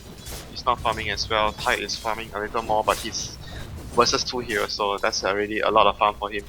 And Wisp is looking at a very slow level 6. Only level 3.5. There's been no stacks in the jungle because it was blocked off early and... Just one on the left, the medium camp. Yeah, it doesn't really count for much. Icy is going to be at the right place at the right time to start stacking this big camp, but it feels like a kind of small little thing that's not going to help Vici, not going to help HGT that much. Vici Gaming at least looking good in game 2, trying to force that game 3. As Ice Arcane Boots level 8 on him, and he's going to find himself a bounty rune at the bottom lane, with Wisp getting the illusion at top. Yeah, all their cores are much better, much more farmed at the moment. The only one doing fairly reasonably well for HGT is like Smoke will get revealed, and that's from the high ground from the Nyx. They know the Wisp is in these trees, though, tethered to the mid lane, and nice 2-hero avalanche coming in, but Ice wants to dive. Even a TP in from ZSMJ won't scare him off. Black now going to Blade Fury, toss away, back to his teammate there, and they'll get the counter kill on Tide. That is not worth it for Vici Gaming. I was surprised they kept diving after the TP was spotted out from ZSMJ, but hey, they went for it anyways and kind of get punished for it. Yeah, they didn't even have Ravage yet for that fight, so very, very unusual dive. They were just feeling they were much more stronger. Juggernaut didn't even have ulti as well in the fight. They didn't have 2 of their big ultimates. If they'd maybe brought in the Ember Spirit to fight or something, it would make sense, but Ember Spirit's still just sitting at the bottom lane, looking to get up his next little bit of farm, his brace or whatever it may be. And Black now with ultimate. Ravage, similar story for Ice. Yeah, Maybe. they can take a big fight now. Looking at the towers, all the towers are fairly healthy though. If they want to get an objective, I don't think they can get an objective. Maybe get a kill or 2 would be the best they can get. Yeah. At this point, HGT needs to try and farm the lanes. They are behind, and if they go out to farm these lanes, that's where we're going to see these ultimates come into play. Try and punish whoever looks to get a bit too greedy in these lanes. Silence is still not level 6, no global silence just yet. I guess similar situation for all the supports in this game. It has not been a very support-friendly game, with all the supports level 4, level 5 currently. They are just there to make sure every lane goes well for them, which VG supports have made sure that all their cores are much more farmed than if you look at the network. Yeah. Apart from the slug, the rest are very Vici behind favored. And there's a big ancient stack awaiting Ice as well, so that's going to increase his farm even more. You can give the mid lane to your Skyreth to get his level 6. And this is where, well, you get something back for all the stacking you've been doing, Fenrir. You get yourself a solo mid lane for a little bit. It's just so much value you get out of this hero. Yeah. Nice. None of the offlaners can farm the ancients. Alright, well, all the lanes looking good here. The only lane where any farm's really going HGT's way is this top lane, where ZSMJ is kind of trading farm a little bit with Black. They are farming some neutral stacks. Air gets himself a bit of farm. He's just going to go for a value drums, it seems. And pick himself up a bottle. Well, actually, yeah, it's going to be some heals coming out from the Wisp who TPs in and even drops items to get that extra bit of value. But They already cleared the stacks, and it was just a double stack, I think. So the Tiny didn't really get so much. Yeah, they didn't have a lot of stacks though, so that's not very good for them. The Tiny is not. He's decent. Usually Tinys have like around 6,000, 5,000 plus. 5,000 is average on average. Never at this time. 5 to 6,000, but he's only 4,000 odd. Bottom lane, Nyx was trying to find a kill on the Lion, who's both supports on Vici getting a dedicated solo lane at this stage of the game, which is showing that, okay, we've got a good start. All 3 of our cores are farming well. They have Tide. Someone that can use ancients. They also have Jug. Jug can jungle. Ember Spirit isn't really a jungler, but he's showing that he can jungle. Super's been spending some time in the neutrals. They are getting more of the map basically at the moment. Oh yeah, so much more. Both supports now hit level 6. Global Silence is up for the Silencer, who has hit level 6. We'll see if they can find a kill off of that. In this run, a completed mech, this is gonna be looking for getting at least 2 kills here with the Ravage. Oh, they got the Searing Change. Kaka has no one to tether to. Fire Remnant forward, and Super gets most of his mana burned out. Top River, meanwhile, there's a Ravage to start things off. ZSMJ had no time to react to that one, but there will be a Global Silence. Wow, global. Even without it, I think he was okay. Yeah, he was gonna be fine. Yeah, there was only an Anchor Smash which wasn't used, so you could have got off like a bit more damage, but that wouldn't have been a kill. Bit of a... but you wouldn't know though, because their wards didn't really see anything on the map. So they thought there was like maybe a follow-up on a Lion or something like that. Maybe a time for HGT to fight. No Ravage, no Omni Slash, although they are fighting without a a global silence though, and in goes Super. This is the thing, you can't fight the Ember Spirit. 2 hero steering chains, 2 hero impel. Both supports evaporate to the Super Ember Spirit, and now they're going to keep on fighting. Big stun coming in for the Nyx, stuns up 3. The Avalanche to follow. Vici Gaming though, still pretty healthy. Not even needing the healing ward right now, and I see, well, Carapacelis is in a bit of trouble here at the mid lane. It's actually ZSMJ with the Treads Drums build and a Magic Wand. He can fight very well here in the early game. Ice is going to not get hit by the Avalanche, otherwise that would have sealed his fate as a dead man. And ends up being a 2-for-1 trade, I believe, on the supports. And That was actually surprisingly alright for HGT. I thought they were going to lose more. But they had like a 3-hero Impale into a 3-hero Avalanche, but they just didn't have any actual killing damage. If they had Ravage there, that fight would have been totally gone for HGT. I think they've recognized the situation they're in and are going, like, both Tiny and Slack going for drums, realizing, like, if we go greedy, we're going to just lose too many towers and be unable to fight. Yeah, I think they need to have every bit of, like, small items, like you mentioned, to be able to survive or deal more damage. Their supports are struggling to get small items. Wisp still doesn't even have boots on the HGT side, which is a worry. This tower is already... They're going to try and deny with the silence. Well, he's getting zoned out. He's going to be careful. Avalanche goes through, and Black will get the last hit. Has the healing ward up as well. It looks like they're going to bring down Air's Tiny, which is a big kill to be getting. FY from the top is going to get a nice little mana drain off, and it's a dead Wisp as well. Death number 6 for your Io, who finally hits level 6, but it has given a... Well, it's going to be giving even more the way of Vici Gaming, who pick up their 16th kill in 14 minutes as Silencer goes down, and, well, Ice looking for more. Has got a Ravage in 12 seconds time, but ZSMJ and Icy just gonna scurry away to the bottom lane. The Ember dealt so much damage. He is like the hero that actually won them the fight there. Like just easily with the Flame Guard. Yeah. This is the stage of the game where Ember Spirit is king. He's like more or less the strongest hero at this stage of the game. I can't actually think of relocate top. I guess that's okay. It's a lion kill. Congrats. You get whatever you get now. Yeah. Don't complain. No, congraties, you can kill our lion. Juggernaut, meanwhile, will kill your Silencer. Solo too. So Black actually gets like a ton of XP out of that, and well, a lot more XP than was gotten by HGT side. Just much more efficient on the Vici side. Like Lion was solo farming, getting XP, getting farm. Even though he dies and it's somewhat negated, it just feels like Vici are using the map a whole lot better. You've got Tide farming neutral stacks. It's just the part where you have someone, they have someone to farm ancients and you don't, and your lineup is basically also relying on the Nyx to actually get pickoffs as well. So he didn't manage to get anything done, and BG is just content farming the whole map better because they can abuse the ancients and you can't.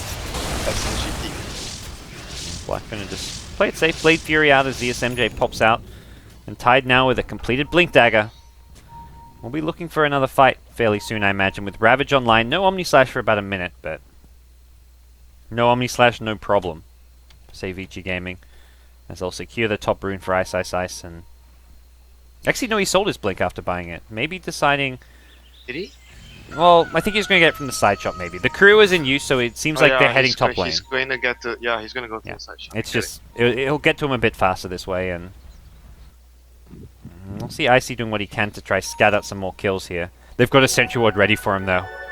If he heads north along the river, they'll see him. One more in the lane, in middle, and one more in the lane at top. They're totally ready for this. Yeah. So, Blink Dagger has been picked up from that side shop, and yeah, this is the reason why I didn't really like the Nyx as their space maker this game. It's easily controlled with the sentries and stuff, and you have no way of farming as well as this hero. Alright. Off to the side, ZSMJ picks up a Blink Dagger for his team, recognizing he needs to fight and create space. At this point, it's the Tiny who you want to get as much farm as possible on. One of the two has to create space for the other to farm, if you want to make it to the late game. It's more or less two of them have to make space for the Tiny now. Yeah. Fight when you can, get whatever support pickoff you can with the relocates like the Lion we saw earlier, and just avoid team fighting into Ravage Omni Slash. And that's exactly what Vici are trying to force out. They're going for a tier 2 top and mid at the same time. Meanwhile, HGT do get their first tower of the game at bottom. They need to creep, skip, and just delay the push or something. ZSMJ's got an Invis rune, but I don't see him able to really initiate. Maybe you try burst down someone like the Lion, who's sitting back. If you You can only kill the supports, like seriously. They can't kill anyone else. Well, you've got a guaranteed line kill if you use the global silence, and if you can follow that up with a reload, maybe the tiny relocates and kills the Skywrath as well. If you can kill both supports during the global silence, I think you can at least trade evenly. But it seems like they're going for the safer option, which is just farm the enemy jungle, farm elsewhere on the map, and try kind of counter push these other lanes. The Nyx has to get his blink. That's a crucial part of it. He's actually farming okay. Yeah, he's still okay. He's like 300 away. He needs to get the blink ASAP. Seems like a alright timing for him. As Vici will take the tier 2 top and back off. So a tier 2 top for the tier 1 bottom, more or less. If you check the net worth, you know how far behind he is actually. Yeah, it's a 7,500 net worth lead for Vici Gaming, who are grouped up at Fort Mid. May even go for something like a Roshan soon if they want to. They have got Healing Wards, so have got the good sustain in the Roshan pit. Yeah, this is the time like VG just wants to try their best to be quick with whatever they do, because like the enemy can farm the map better than them with the slug and the tiny with the wisp. Yeah. I see now, Vendetta up is somewhat flanking this mid lane. Yeah, showing 2 heroes top, middle. Air and Will's the Wisp at bottom lane could be in some trouble. Where's the relocate out? It's coming soon. Air will get stunned on Kaka. What a play from FY! He found the Wisp as he was tethering him with a relocate. The finger will bring down the Wisp. Air will go down. FY. What a player. Meanwhile, in the mid lane, Tide used a Ravage. They killed off, it looks like the Nyx Assassin with the Omni/Ravage combo, and Ice will just TP himself out of there. Black can do the same if he wants to. Nothing ZSMJ can do to stop it. Big plays coming out of Vici Gaming. He's gonna take the tower as well. Oh, that was a really good rotation. Skywrath. Pretty hard on the high ground, gonna get dived in his own base, and ZSMJ gets a small consolation prize of a Skywrath Mage. Oh, by the way, they're going for your tier 3 now. Why not? Do a bit of damage. They'll have to back off soon, but do get some good damage on it. Here comes the SMJ, but there's no one he can kill. No TP for Super, but where's his Fire Remnant? Does he? He's got one right by himself. He's actually in a bit of a predicament here. Has the phase drums. He doesn't have mana. Okay, he barely has mana.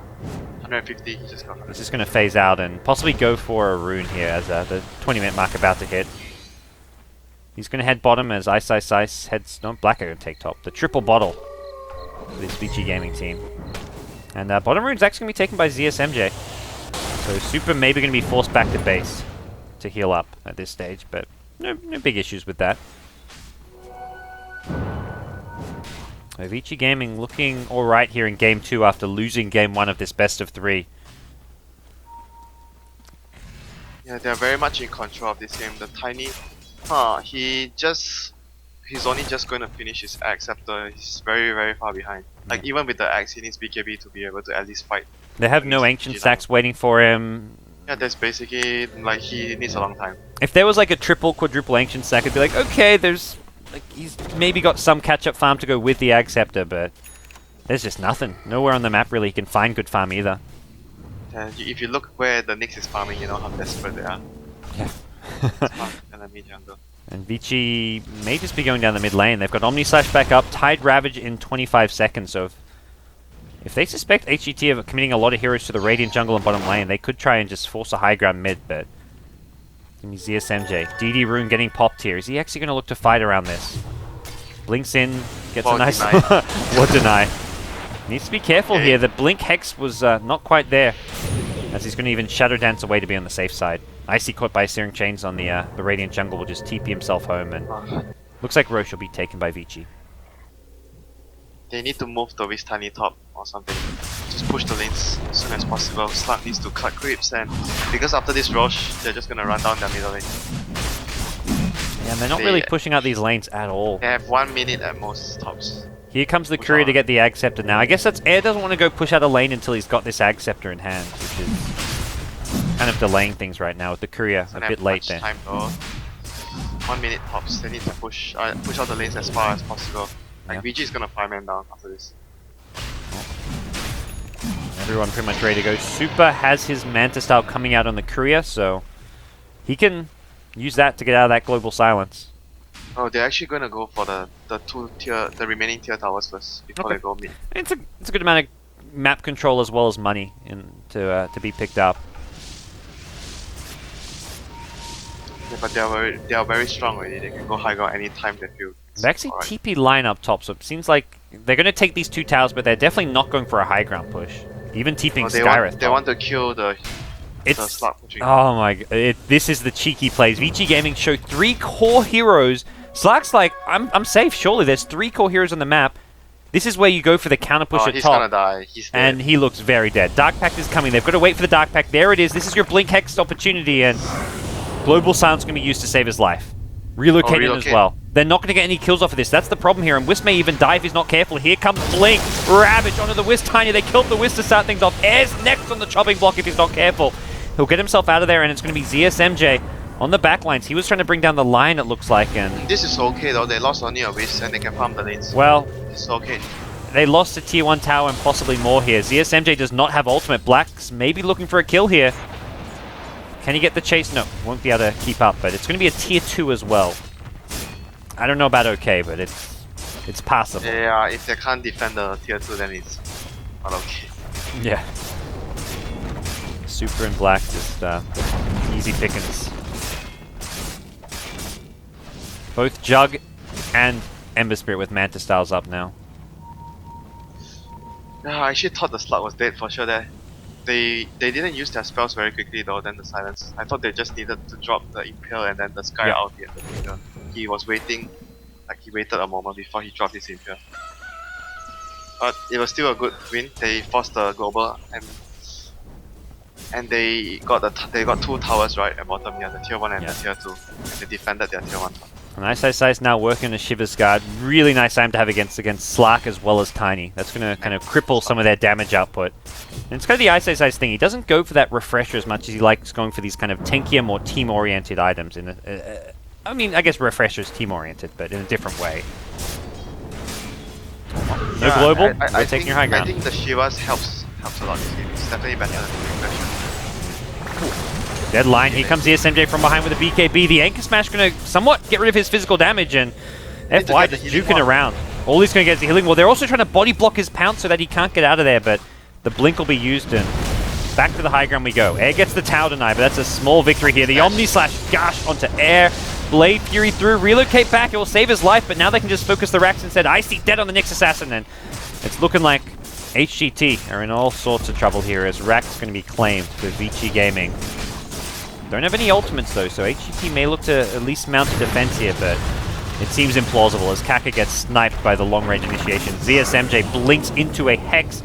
Global Silence gonna probably save his life here, but they say, okay, we're not getting the kill, but we got your racks. Black still has Aegis in hand as well, so they won't commit to the range racks. Not a big deal. Yeah, they just need to heal up. They still have Ravage. After everything, they still have Ravage.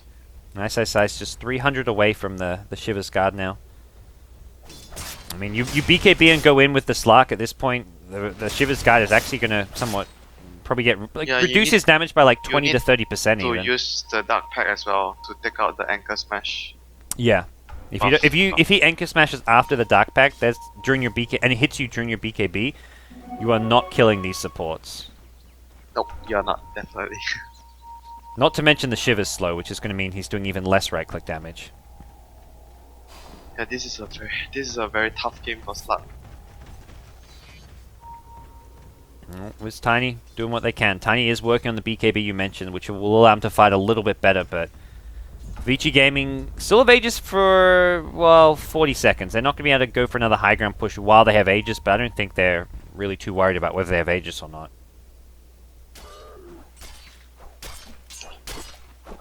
At this point, I'm trying to figure out what is the next best move for actually HGT, because the push is gonna come anytime soon, and they need too many items. So how are they gonna buy time? Maybe they try to, sometimes you see C9, they purposely send a support or someone to somewhere when they know the enemy is gonna like 5 men down, and they like try to buy space and try to suicide and just buy some time for the team to farm. Maybe even like some backdoor onto these tier 1 mid, like tier 1 mid and tier 1 top towers with a relocate. They need so much more time though. Yeah. To get items. Oh, Ember. Ooh, gonna miss the combo. Didn't get the Sleight of Fist off. But looking for that long range initiation, which has worked time and time again. Without BKB on the Tiny, I don't see how can they win the fight. Yeah, he's Seriously. trying to farm it here, and I feel like if he'd gone maybe for a relocate for the tier 1 mid tower, I guess it's really risky if they TP in and kill your Wisp, then you're stranded, but... Yeah, but it's at least you force them back, right? Instead Yeah. of this. Yeah. Yeah. Alright, Ravage. Ravage killed the Silencer, no global silence for this one. Air's trying to do what damage he can, but he's not going to BKB. He has got the buyback, which it looks like he's going to be forced to use. They lose Nyx as well as Tiny. Rax now being sieged, no buyback for your Nyx or your Silencer, and this Tiny buyback won't even force Vici back. They've used Omni Slash, they've used Ravage, but not sure how much it's going to matter. ZSMJ going to be forced to use a BKB defensively. Black is going to man up and try right-click him. Shadow Dance gets used now, and ZSMJ looking to pursue, but can't really do so. Now the Global Silence come back as Silencer respawns, but Vici Gaming don't really take any damage or really get bothered at all by this one. Blink back in from the Ice Tidehunter, and he finds one. He's looking for more. Air on the Tiny going to be forced to drums and try to scurry away, but get caught by a Searing Chains. Everyone on Vici Gaming full HP. GG, we're going to game 3. GG. This Ember Spirit. The Wisp Tiny opening just... I think HGT, they love picking this Wisp, but picking up the Tiny with it... I feel the issue was more of the Silencer though. I mean, it brings your team a lot of like strong quick fight with the global, but like you said, like VG are just gonna fight when you don't have to like force the global somehow and then just take a fight. Your cooldown is so long that the hero doesn't do anything when you don't have ultimate, and you're basically food for the Ember. Like Ember doesn't care about your teammates, he's just gonna kill you first if you don't have your global silence. It's like food the whole game for the Ember. Well, that gives Vici Gaming a chance to make it to the grand final still. We're tied 1 apiece, and HGT and Vici Gaming are fighting for that slot in the grand finals against LGD. We're going to take a break. When we come back, we're going to see who's going to the grand finals, which takes place, I believe it's the 10th of January, next weekend. Whether it's be Vici Gaming or HGT. Stick around. I'm Gods. Joining me is Winter, and we've got Game 3 coming up soon.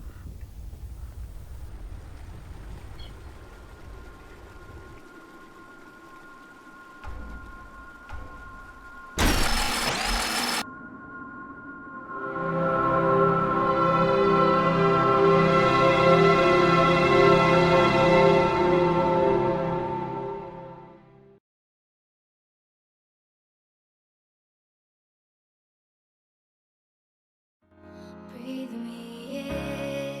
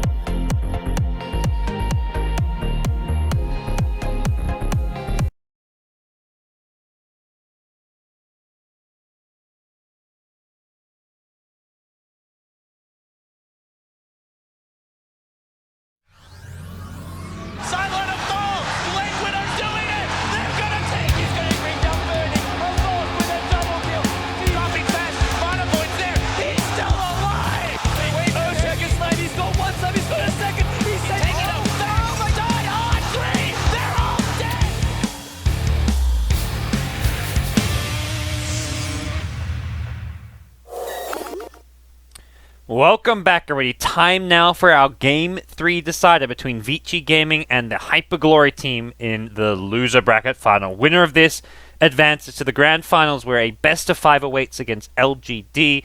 Loser gets third place in the I-League Season 2 Land Finals. I'm Gods, joining me is Winter. It's time for Game 3, Winter. Apparently it's not time for Game 3. Whoops, time for game 3. Time for Ember's Game been 3? Again. Yeah? You keep muting yourself, man. It's like Yeah, I forgot. You I forgot? to unmute. you gotta wake up. You gotta get with the game, Winter. Be on point. This is it, my last game for today. It's been a nice little kind of 12-hour long broadcast and winding down. And, well, what better way to end things? Another Ember Spirit game. This has been the hero of the tournament, hands down. Pretty good. I would say like probably about 70% win rate maybe overall. Isn't it about 80? Maybe 80. He won so many games, like barely lost games. It does the feel like games he's that winning a lot. The games that he had like a hard time was most of the games like with Doom on the enemy. And yeah, Void is also a good way of dealing with it. Like sometimes I see players like Void, they try to catch Amber, they get a blink somewhere down the road after their core items. Envy did it just today in the Dota 2 Asia Championship qualifier where he went Time Walk, Blink, and later on got a refresher. He dropped his treads and kept his Blink to pick up an Aegis. He was like, I want this Blink more than I want my boots. So that was an interesting decision. Yeah, like I feel without the blink, it's like close to no chance you catch an Ember, which is a lot. Big time walk, unless you time walk into some fog spot or like that he can't see you and you drop your chrono from there, then it's possible. But if you have to chrono him, like time walk chrono him in the open area, it's very difficult, like close to no chance if the Ember is just watching. Yep. Well, we'll see what Vici Gaming respond with.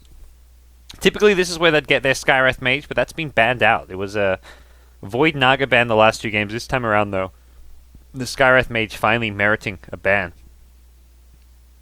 As Vici Gaming going to have to head a different direction. Typically, this is where they go for like one of their supports.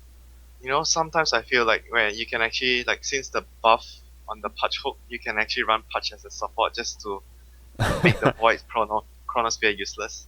Tied on You know, sometimes I feel someday in the future, maybe people will actually use it. Well, the Tide Hunter, a key hero for Vici Gaming in the previous game, and a hero they probably know would get banned if they don't pick it now. So they say... Yeah, they probably would take out the Doom maybe after this. Yes, absolutely. Well, it's normally Icy on the offlane Void. They don't run ZSMJ on the Void that often, but... I mean, Doom is definitely good against Ember and Tide. I mean, Doom just counters core heroes. This type of lineup is very... If you don't have a Doom, you have a very tough time team fighting them. They're actually going to ban out the Silencer as well. Yeah. You know, Silencer is one of those heroes I always... like. I'll see a game, I'll be like, oh, Silencer's a really good counter to this draft, but it never seems to work just because the hero does so little outside of his ultimate, and his ultimate's got such a long cooldown. It can be countered by BKBs, by Mantas. It just... I feel like Silencer's in a kind of bad place right now as a hero. Like, I don't know what it is, but... to me, Silencer's one of those heroes that just doesn't quite seem strong enough to ever really pick. I think he can be like situational though. So against like, especially if you want to use his like spells to zone out, like he's a very good support to babysit and zone the offlaner. Like for example, if the offlaner is a Phoenix, you would love to have a support like Silencer to actually zone him out because of how Last Word interacts with the dive. That's a very specific case where you want a Silencer. If that's like the one situation you want to pick Silencer, it just feels like even if you have a draft which is Silencer is like a perfect counter to, he never like wins you the game straight up off of that. You still have to play really well with the Silencer. It's like he's very similar to Ancient Apparition. You need a lot of farm, but at the same time, when you have the farm, you don't have the impact of Ancient Apparition. Yeah, I feel like it's much more guaranteed. I mean, Ice Blast just has that much shorter cooldown, and they take out the Troll Warlord. I think it's a good ban. HGT have ran this once or twice throughout I-League, and this is a really powerful hero as both a mid hero and a safe laner. His ultimate combined with the Void ulti, yeah. It's strong, definitely. I think they are the only team that runs the Troll at the moment. I haven't seen any other team actually use this hero. As far as the Eastern teams go, I think that's right. I saw a troll Void earlier today, actually, by, I think it was Fire who picked troll Void up against Cloud9. They had an alright game, but they ultimately lost. Juggernaut, though. This is probably ZSMJ's hero. They normally run this Icy Void. Yeah, it's going to be offlane Void unless they want to do offlane Jug. They did offlane Jug in the previous That's series true. or Yeah, something. yeah. Icy was that? Yeah, Icy was on that.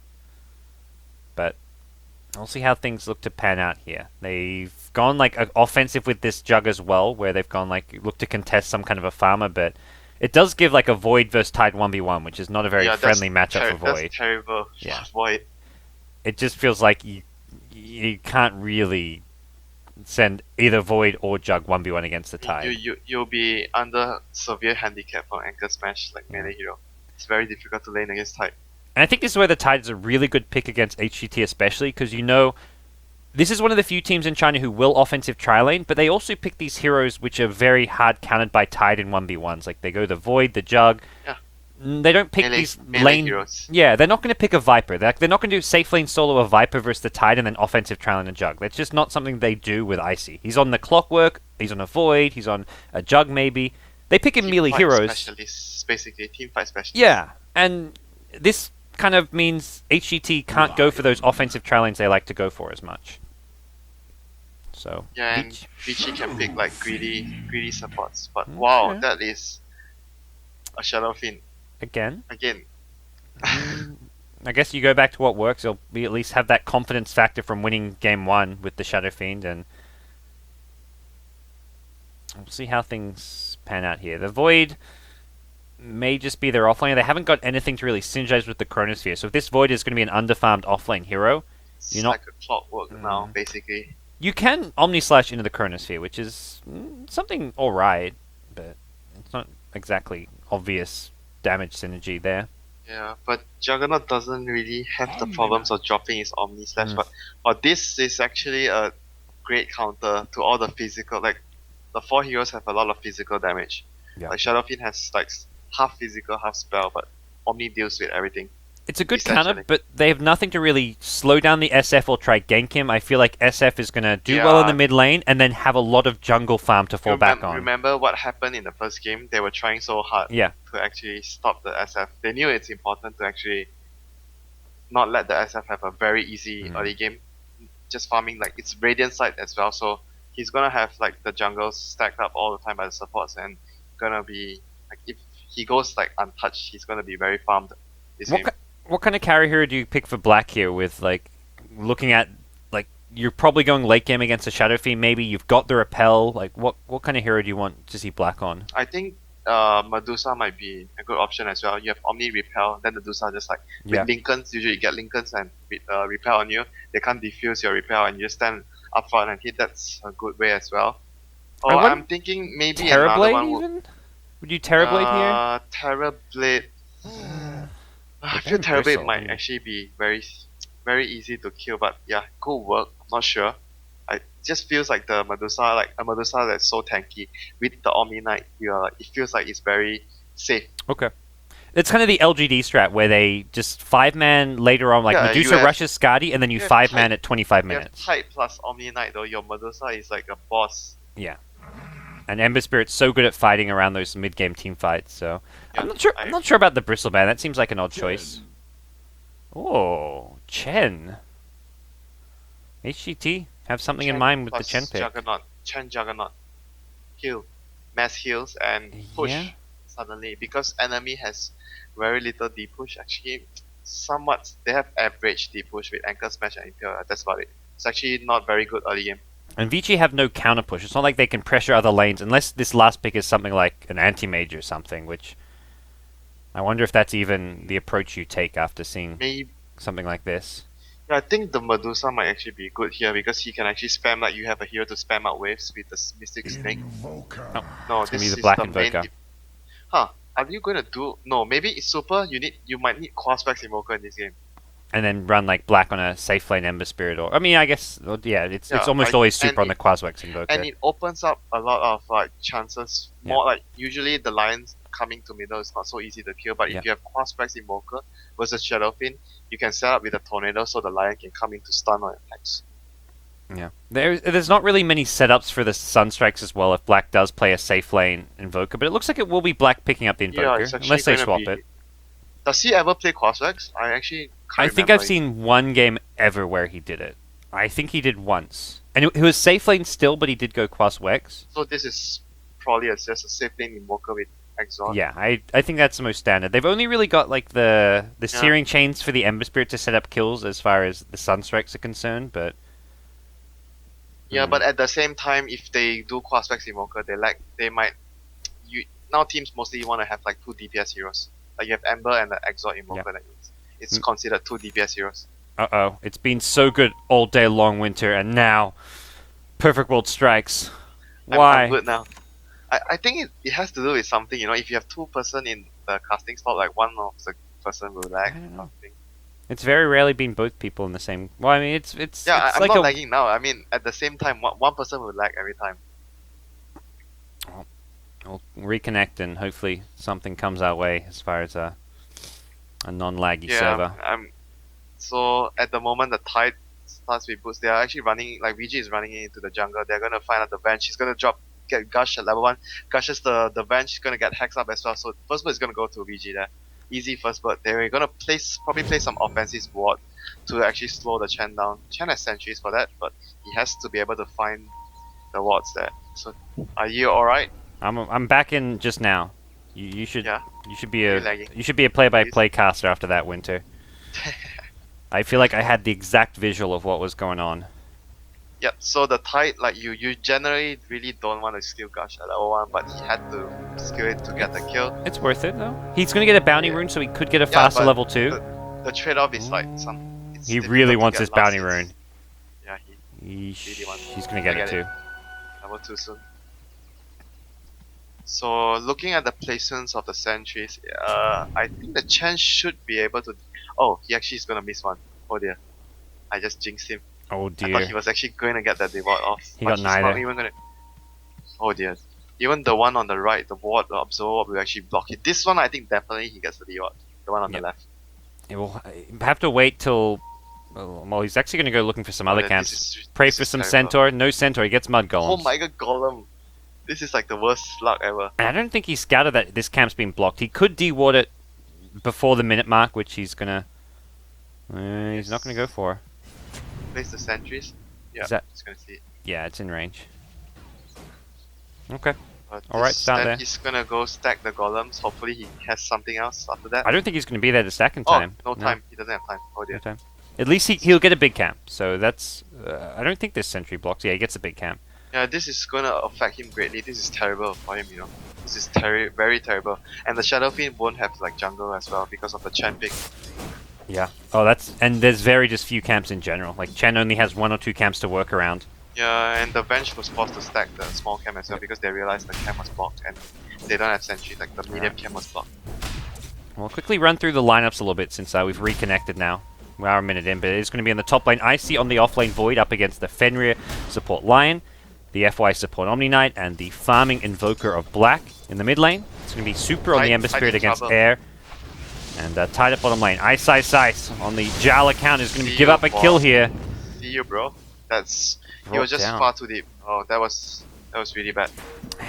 He's every now and then Ice will just have a brain fart and do something like that. But to finish the introductions, he's not gonna get too much out of the trade. Sometimes you die and you feel like you get the creep wave pushing at you, then you're like, alright, it's okay, but it's not gonna get much.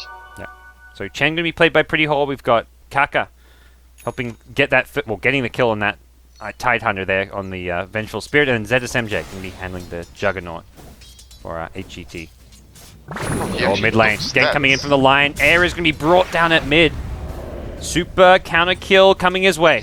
Chen shows up and will get the kill with help of the Test of Faith. That was like a lot of much needed experience for the Chen though. Now he's like, he caught up nicely. Yep. Level 3.5. He's level 4 after this. So he makes up for a lot of that jungle being missing and will have a Satyr camp. He can stack this if he wants to. He can get 2 creeps, right? Yeah. He wants to make sure he gets a respawn on this big camp, I feel. May even get rid of the Hellbear. But he'll clear out the camp, let it respawn, and we'll see what he goes from there. Does have... Do they have smoke on the supports? He had a smoke early. He must have used it. Maybe then to get that kill. Okay. Fenrir has a smoke though. He's looking for another kill. It's the shut down the SF. And SF is going for this range creep. This looks bad. He was not expecting the support roam this game around. The Sunstrike coming in as well, and the kill goes the way of the Lion. Bad news bears. This was what was supposed to happen in the first game. It's funny because they had an aggressive support duo and they knew the ganks were coming. This time around it's just a solo Lion, so that SF is playing much more greedy because of that, but he's being punished. Yeah, and not to mention that even though there was only one like roaming guy, like not so aggressive, but you have to remember there's a Sunstrike, you know. Yeah. So there's a huge amount of burst. It's like technically there's another guy all the time. Not to mention it's an Ember Spirit who's just so good at getting kills in the mid lane with just one support setup. All he needs is an Impale or a Hex and he gets the Flame Guard damage off. He's not getting too much last hits considering he killed the Shadow King twice. Like he only has 13. Yeah. But the kills totally make up for everything. Another poke coming in from Lion. Yeah, it feels like it's a repeat of the first game, but this time they're making all the kills. Hex Rune. Okay, they're going to leave it for Super. This is like a rune that is so good on Ember, and they don't really have stacks because they have a Chant, so they're gonna smoke, try to protect the SF. FY is going to reveal the smoke from the low ground. Kaka howls the Ancients, doesn't quite realize exactly where they are, and will actually draw aggro there. Chen also accidentally attacked. Yeah, out of position. Meanwhile, the supports are not here to help him out. This is actually looking bad. These supports could go down as well. There's a haste room for Super. He's popped it now, and Pretty Horror as well as Kaka in all sorts of trouble. Void going to TP in, but that's a faceless Void. Not sure what his plan is. Time Walk after Super, but the haste room going to keep him alive. He can bottle up and re-engage if he wants to as well, but it seems he's not really, doesn't really see any good targets. Super costly that they actually did not guard the SF there. They got sidetracked. The Venge thought someone by the Ancients revealed the smoke, and then he drew aggro for the Ancients, and Chen then accidentally attacked out of the smoke, and suddenly they've got this big golem on them attacking and beating down on them, and and then it's like, oh crap, our SF is being ganked. It was just a kind of comedy of errors coming out of HGT. That was really, really bad for them. And now the Tide, because of that, the Tide got so much experience knowing that the supports were out of the lane. Void is like almost level 5, but the Tide is almost 6, 5.5 or so. Once Jug hits 6, he should be able to at least pose a big enough threat to kill Ice Ice Ice that Ice Ice Ice may get zoned out at that point. But oh, he has to be careful now. He has to be careful now. Oh, he's 6? Oh, that was... He's could go Omni/Blade Fury. I guess it's a level 1 Blade Fury, so... oh yeah, I just realized his skill build. He took 2 stat points. I feel like Omni/Blade Fury is still a kill with the phase boots though, but if he gets the full Omni/Slash... If he didn't go for this build, he won't have enough mana. Because he had 2 points in stats. He's got the mana though for the combo, and that's where Ice Ice Ice is positioned right back. If he gets hit by a full Omni/Slash, he's dead at this point. Goes for a bottle, not the Arcane's in. He's gonna get the rune, yeah. And he's got a big fat Ancient stack waiting for him as well, so that's the catch-up farm, which... Vici Gaming always seem to have these Ancient stacks. Some teams just sometimes the supports are too busy to do it, but Lion, Fenrir has not only been getting kills mid, but he's found time to stack these Ancients. This is just being really efficient, like, it was really good play by the supports. Like, they get the kill middle, they get the stack going, everything is going. Yeah. You know, as much hype as FY gets for being FY, I feel like Fenrir has been the more impressive support, at least during I-League. I mean, both have played well, but Fenrir has definitely been... Yeah, you remember the game? I think, oh no, you weren't actually casting that game with me. I was actually doing it with LD. He was playing support and the enemy, this might be a kill. I might actually talk about it later. Looks bad for the Faceless Void. They're taking their time. They're gonna go now soon. Yeah, they're gonna push out the lane, and Fenrir will lead the way with a Hex. Needs to time walk into some trees. Could TP out. Should be fine. Tango, yeah, it's not gonna go for him. Yeah, I was casting the game with LD. I can't remember which match, but he was on a support Skyrock, and the enemy team had a Tiny, and the Tiny started the game with 4 branches, so you have spells, enough mana for 2 spells to level. Oh, Ravage, Sunstrike, ZSMs are going to take huge damage. The right clicks are not going to be there. The tower will do a bit. Oh, that was You can close. south back up. Defensive Ravage. I guess it's okay because you're not really fighting around Ravage anyways with like a level 4 Lion and a level 4 Omni, so... Yeah, but now Now the tower goes down. They can't defend the tower because they don't have Ravage. Gonna bottle back up, so at least he has the HP to maybe survive a gank, but at mid lane, Ember Spirit gets solo killed by SF. That should not happen. He was trying to kill the SF, and SF actually had ultimate. Oh yeah, early on with an ultimate too. Yeah, he took a point in ultimate. Cheeky. That was actually really good. Nice little play coming out there. Meanwhile, top lane, it looks like they've got the Faceless Void. Time walk out. Oh, the Invoker right click follows him. No luck with backtrack. And ZSMJ will pick up the tier 1 bottom tower. So up to 1200 gold. The double siege creep push, jeez. And mid lane Air, this time around he's got no ultimate, but will look for the raises, and Super taking big damage. There's a long rage in 2 seconds here, but the bottle up will keep the Ember Spirit alive. I have this feeling the Juggernaut is going Mass of Madness. Yeah. This game. Last time I saw ZSMJ play Jug, he went for that build. Oh, he went for that build, okay. He went Mask of Madness, I think that build Yasha, is like and then... one of the best now, right? For Jug. It seems feels like with the attack speed buff, like the base attack speed buff, Yeah. Mass of Madness is so strong. You jungle so effectively, and the chasing you get from it is also just It's really the damage nice. as well, like you get, because you have more attacks, you just pop your Yeah. Mass of Madness before you off slash, do so much more attack. It's just, I think it's a very strong item build on Jug now. First item, Mass of Madness. Oh, Invis, Sentry Ward, Centaur Storm, no chance. Goodbye, Super. Air is off to a pretty... I don't know about a good start, but he's recovered well after Yep, what that's was for a sure. bad start. Doesn't have too much, like a very high CS score, but I think he's actually doing very well for the situation he's in. Now they're not only going for the tier 1, they want the tier 2 bottom. The Chen push is happening, and Chen's got his arcane boots and the healing ward there as well, so there's so much heal potential coming out of this HGT side. It's just a level 1 healing mod. It's not a very high rank one, but interesting skill build, yeah. He's gonna max his Blade Dance first. He's going... I don't think he's going to even go back for more points in Blade Fury. Here we go, Tide leading the way, does have Ravage back online, and he gets stunned by the first Centaur, the second Centaur as well. Centaur. Healed up by the Omni Knight, and ZSMJ just going to pop the Blade Fury, worried about a needs to Ravage run. coming in. 2 hero steering chain, sets up the Ravage, the Sunstrike on Air as well. Here comes the first Hand of God heal, but there's no more follow-up heals, and this is looking bad for HGT. They lose 2 right off the bat.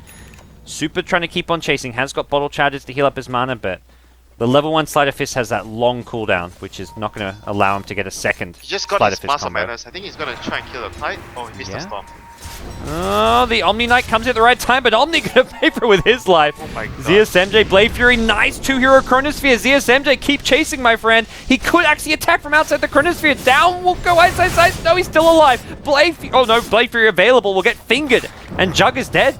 That's a big kill, and the chase is on. Super goes forward, has refilled up his bottle. He wants Pretty Haw. He'll get Pretty Haw. HGT just being somewhat outnumbered, it feels, in this ongoing teamfight here at the bottom lane. Maybe if the communication was better, they would have actually killed the Tide though, because he was backing off when the Void went in. Yeah, He the definitely Jug... could have gotten the kill on the Tide, because the Chrono was actually very good. He have could attack, attacked outside, outside of the Chrono. I don't think he quite realized Void was coming in and going to hit that perfect Yeah, two-hero that was Chronosphere. just communication issues, I think. He went in without telling his team. Or maybe he did tell his team, but his team didn't listen. but you already went in for a Chrono and you don't have a choice, yeah? This is the one Yeah. benefit of the HGT line. When these ultimates, specifically Ravage is on cooldown, and the Finger of Death, another big ultimate with a long cooldown, they should be able to just take these objectives. Oh, FY, can't even go for a deny. Easy tier 1 tower. Super the one hero who can kind of consistently fight. And they'll go from tier 1 mid, possibly to tier 1 top lane as well. Alright, they might want to do a smoke now. Seeing the Tide has a big ancient stack. Oh, they're heading top. Yeah. Give up a tower for that. And they spot out the Tide, so they either No, they what? take the tier 1 top tower or they look to try and gank the Tide. This spot but is really unfair, man. it's... I'm not a fan of this ward. I guess it is easy to de-ward. It's like such a common spot, but... Yeah, but it sees too much though. I don't know. Yeah. Just feel. It sees the Ancients and that bottom tier 1 tower. Looks like Ice Ice Ice is going to play things safe here. Centaurs, just distracting him, being pesky and annoying. And Chen can always pull these Centaurs to him in the jungle, looking for this gank. It's Black at bottom lane, being ganked out, and he's going to be careful. He's gonna Chen minus will- the Centaur maybe. Yeah, I'd love to. It's up in a couple seconds, or... I'm going to hold on to the Midas for the time being. The tier 1 top tower did end up going down.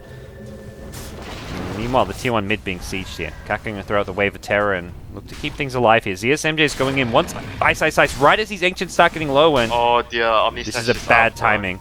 He's dead. He's dead. going to try hide in the corner, get as much farm as he can. Actually gets the Ravage into a TP. ZSMJ gets the Omni Slash No, cancel, no and way. There's no way.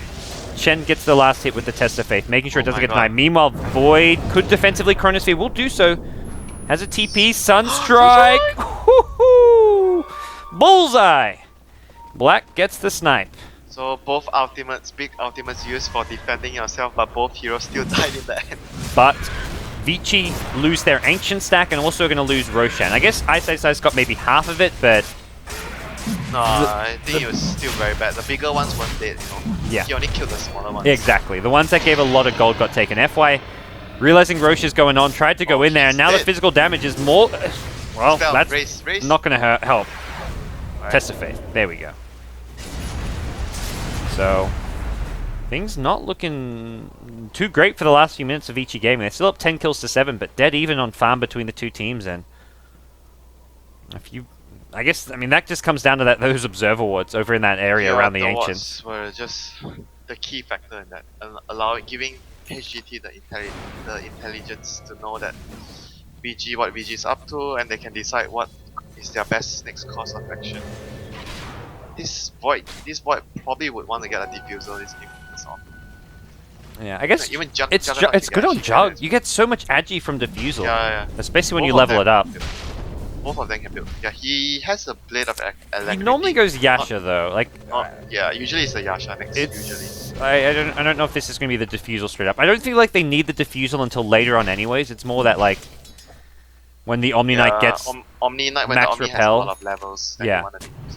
Omni is not an issue right now. The Omni problem is when he gets the heal bombs off. If he purifies someone that you're trying to focus and does a lot of damage in return, that's when the problems happen. But the repel GA is not the issue just yet.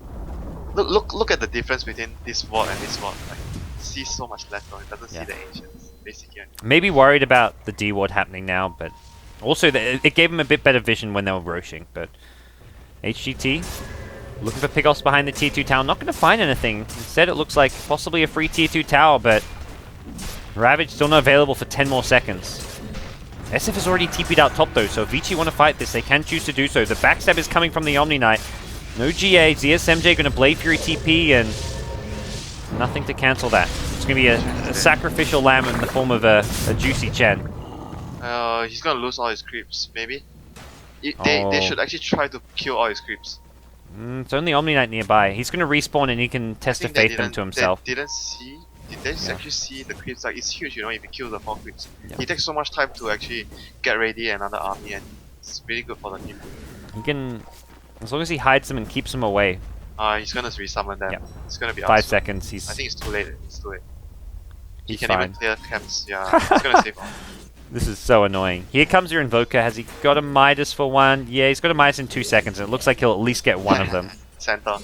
Yeah. Easy Centaur in there. The Test of Faith has not been used yet. Chen man, be careful. That army is valuable. Full creep wave gets skipped in. There we go. Using it now. Feed some skeleton. What a sin. And, uh-oh, it's Ember Spirit. Getting spotted out. There's a lot of heroes rotating towards him. Level 3 Time Walk. Oh, they're actually extremely poor for 60 minutes. Who is extremely poor? Ember is actually quite poor for 60 minutes. Yeah. He doesn't have much.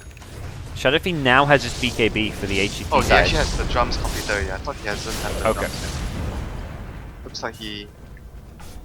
The Tide's got his blink back at base. Going to be brought out in the courier now, and this is something HGT probably expecting fairly soon. The thing is, like, they have BKB against, like, not sure if they're actually too worried. Like, the Juggernaut is a hard hero to hit with Ravage because of the travel time, and the 2 supports will be like behind though. So the Void is also hiding. Like,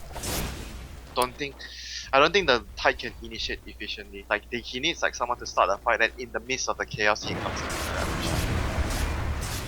Well, looks like they want to at least get tier 2 towers using the Aegis, which I think is the better idea. I don't think they're going high ground anytime soon. They're going to go for the Ravage. Gets him before the BKBs. The Blade Fury does get used. SF is kind of the target, but they quickly realize they can't really find him because of the Aegis. Nice Chronosphere onto FY. No mana for a GA. Did have the Soaring available. They lose the Omni, and now the fight looks pretty over. ZSMJ will lose the Omni Slash because of a Fire Remnant out. The swap back onto the Invoker, and Black, he's isolated. He's brought down, and even with the Necro 3s, they can't really fight around this. Ice in the middle of things. Good 2-hero Impel comes out from the Lion, but doesn't look like it's going to be enough. Ice trapped in the corner, surrounded and brought down. 3-for-1 trade. The Venge casualty doesn't really matter when you get that minus damage aura. It's a max Vengeance aura as well. A lot of minus damage coming out The here. Shadow Fiend didn't use BKB the whole fight. Oh, He's still got Aegis! Vici Gaming in trouble. Okay, Aegis only for another 15 seconds. That's the good news. he needs the mana. He needs to back off. Don't die before you lose this Aegis. That's going to be sent back. It looks like they're going full retreat. They're going to lose the Chen, I think. This is where you lose your Chen again. Pretty Haw is being just abandoned time and time again. Hey, he's the Holy One. He does not sin. The Holy Knight. He is dying for his team's sins. He is Jesus Christ himself. He's going for diffuser first on the Juggernaut. Yeah. So he's not gonna pick up the Yasha. Okay. That's fine. You can go back for like the... I think Mantis Style is still a good item to go back for if he wants to after the Diffusal. Yeah, that's for sure. When you get diffuser, you wanna go Manta after. So much value for that. And here's like Omni Knight have a pretty small mana pool. And he has so much damage now with the stats and the attack speed that he has. And the other thing is, the Diffusal Mask of Madness, you get both effects now. Yeah, you get both effects now. Yeah, that's correct. With the new change. That's pretty nifty. Good damage output coming his way, and well, HGT, they're the ones kind of controlling the game right now. I mean, the Black Invoker feels like something Vici Gaming wanted to fall back on for a Game 3 decider, but I'm just not sure if it was the right pick to fight into HGT's lineup this game. Like the Exort Invoker especially. Yeah, I feel like giving Ember safety and Prospect Invoker would have actually panned out a lot differently. But yeah, I mean it's hard to say though. They still got a few kills. Remember the early game with the Ember and Shadow Fiend, so it's still the laning still went very well. I think Ember being mid was fine. It just feels like they need like a different kind of carry hero for Black in the safe lane. Yeah, like something like a Morphling, maybe a Yeah. Slug. Someone, yeah, but I'm leaning to the Medusa, like I said before. Yeah, the Medusa you mentioned seemed like it could have been maybe the good option as far as this game's concerned.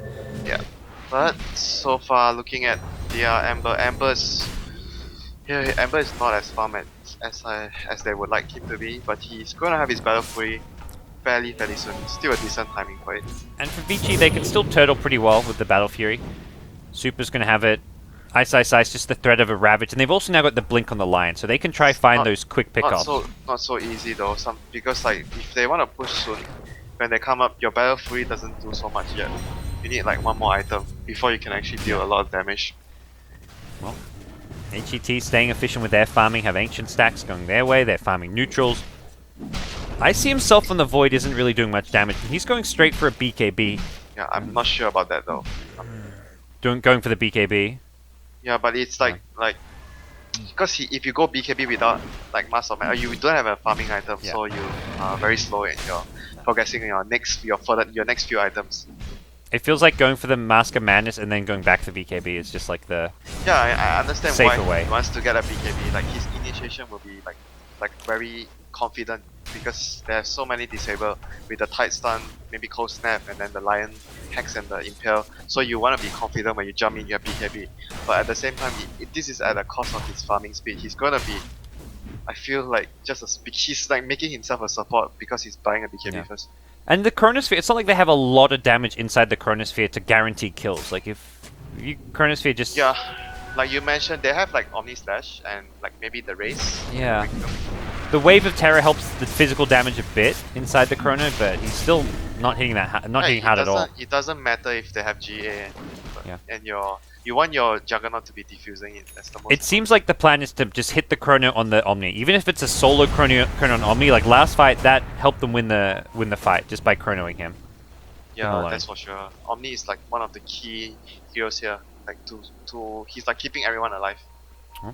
Nice little lane mode gets planned by Vici. They get a lot of intel about what's going on here. It looks like they may want to try and catch HGT by surprise. They have vision of the back lines. Super gets repelled. He's got his Battle Fury as well. These two heroes behind. They're going to force out an early BKB on air.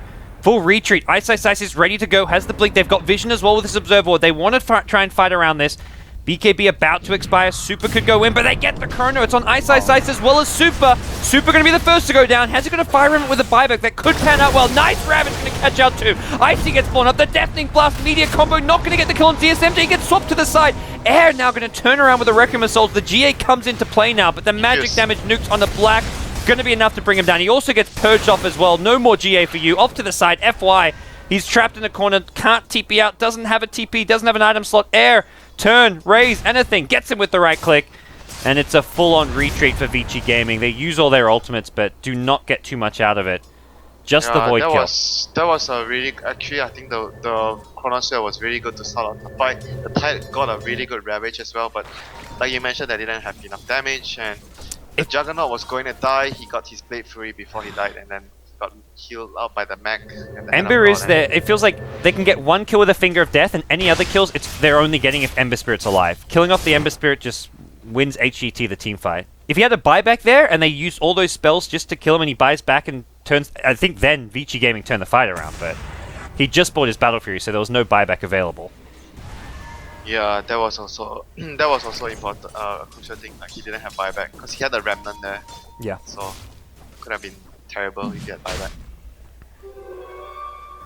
But again, like the Tide got such a good Ravage, and you are gonna be very worrying if you're the captain of the team when your Tide gets a Ravage on like what 4 heroes there, and they still couldn't win the fight. They couldn't. I think they threw too many spells on Icy, which should have gone to ZSMJ. When ZSMJ got ravaged and hit by the Deafening Blast, they could have almost killed him. And he got hit by meatball as well. Yeah, but Fenrir goes in looking to make a play. He gets the Roshan kill, but they got the last hit on the Roshan. Aegis goes to Air still, and that's probably what the bigger prize at this stage of the game. Fenrir in trouble does get purged off the repel, and Ice himself can be brought down by the Shadow Fiend. It's a double kill for Air. Full-on retreat for FY, who can't really run away from ZSMJ. The Omni Slash even being used for good measure.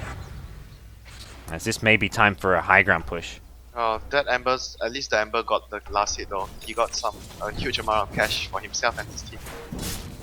This fight he will importantly have buyback for the high ground defense. The buyback, he will definitely have buyback for the high ground defense. It feels like he's definitely going to need it. We could see Black stall a bit. And Ravage should be up.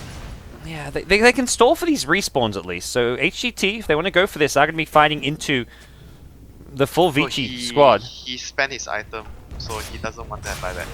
Oh, the Ember Spirit. He buys just a broadsword. Oh, that's a risky play, I feel. They need to kill the healing ward, but how? Forward Spirit, I guess, maybe? But Ice doesn't want to invoke Forward Spirit. I mean, Black doesn't want to invoke it. Lion gets the snipe.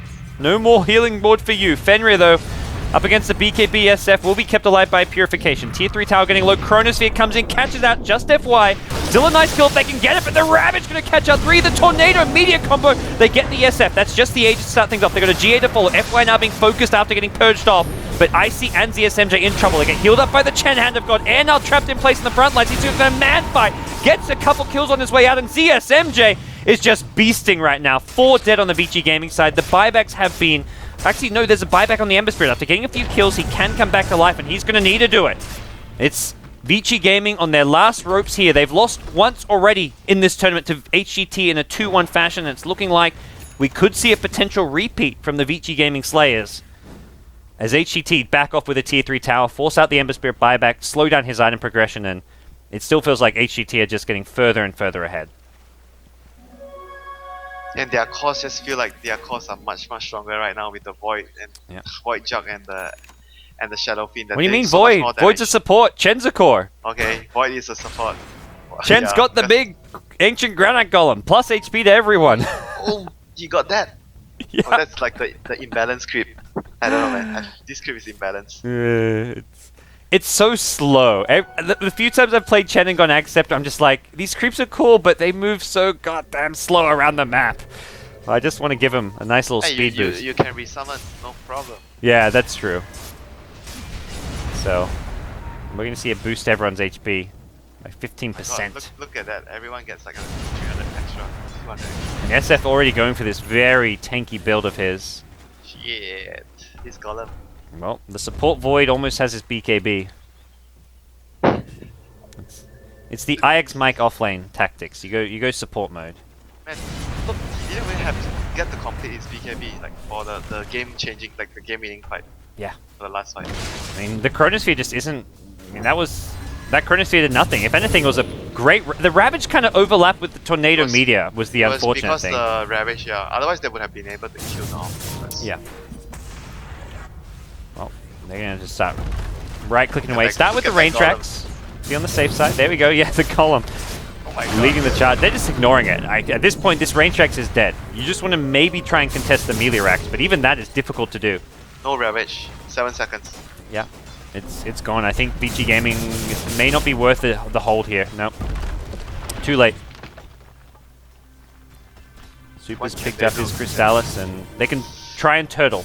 If they lose another lane, I think they're out of this one, but for now... Yeah, they don't have a very strong right-click DPS late game like Spectre, Morphling, and Image. They are like falling behind like this with this lineup is very detrimental to their chances in the game.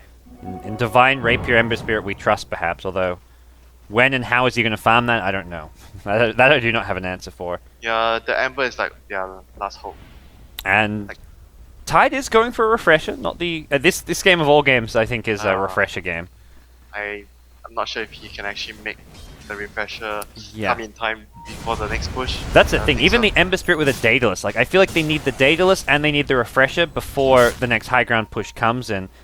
Unless HGT decide to wait for next Roshan, those items probably won't be up. I don't think they need to wait for the next Roshan, they are so strong now. Well, 2 Ancients now picked up by Chen. He's got the Ancient Black Dragon as well. That is the one with the most damage? Is that the 164? No, this thing does 64 damage and hits super freaking slow. It attacks like once every 4 seconds, it feels like. I don't know, it's magic immune and is super tanky, but it's got 6 armor. I think it's the tankiest of the Ancients with the 6 armor and the highest HP. Actually, the Golem's pretty similar with 8 armor. Oh yeah, that has more armor. It's the lizard that does the most damage, but has like is the squishiest, I guess. There we go. Everyone, extra HP. It's time to man up if you're Vici Gaming. Find a way to break through HGT. You got to deal with that healing ward. Got to find a way to, get a kill on some key hero to start off this fight. There's even a BKB on the Jug. Jug probably hoping to hit level 16 before this fight breaks out, which he's just 50 XP away from. So one more creep wave or a Forward Spirit or 2 and he's there. Oh, they would actually love to have the level 16. Yeah. I think they're going to get it. Well, depending how soon this fight starts out, there's your Ravage. Jug may just have to use the Omni/Meteor Blast combo comes out. The SF kept alive by the Vengeful Spirit swap. Now the GA comes into play, but the Diffusal is there. And the Omni-Slash going through. It's Black as well as the Lion, both brought down. Ember Spirit forced to fire him out, and it's looking all over. This Juggernaut is like a boss, man. The Venge as well. Clutch swap to save the SF, although end of the day, SF didn't even need to do any damage in that fight. It was just the Juggernaut in the front lines, manning up. Yeah, he got saved by the mech as well. The heals, and he was able to cast his spells. That was crucial.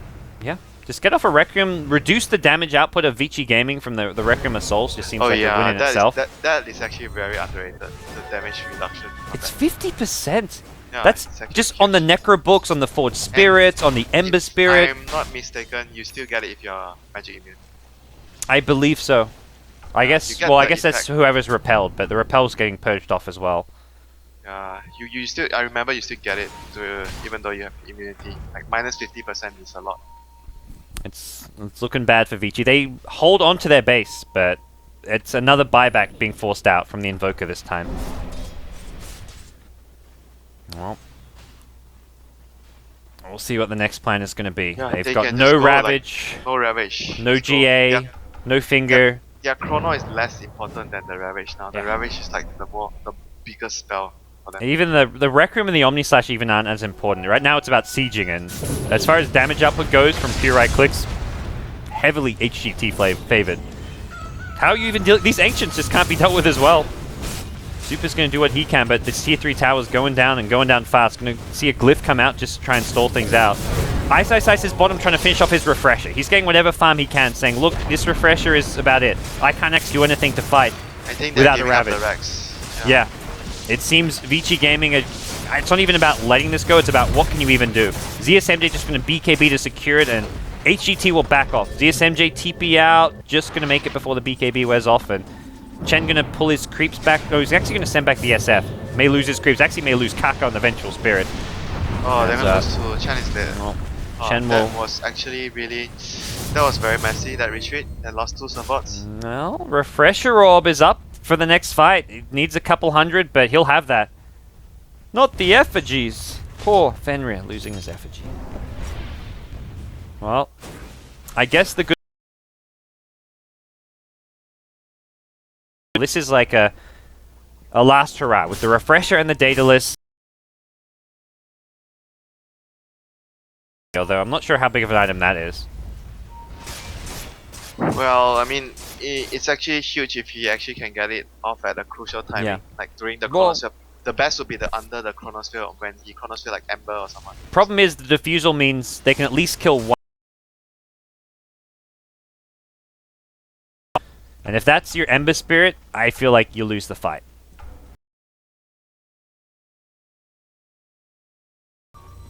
And, well, HGT may just go for Roshan before they go for the game-winning push in this bottom lane. Although Vici Gaming, we saw last time, if there's a Roshan attempt, I feel like they have to contest at this stage of the game. Yeah, if HGT gets like Aegis, it's probably Aegis close and to 0 chance. Cheese, Yeah, I Aegis and think. Cheese. Yeah. This is the third rush. I remember SF took 2 Aegis before, so this is gonna be the third one. Surprise? No Vlad's pick up. Like Chen, instead of going for a Vlad's, it's going to pick up what looks to be the makings of a 4-staff. Yeah, Bless is actually very good this I year feel like for them. this is the time to buy a Vlad's, but the 4-staff in theory could be kind of nice as well. Get the Vlads on the Void, maybe. Yeah, why not? You can value, sell the Wraithband, get a Vlad's.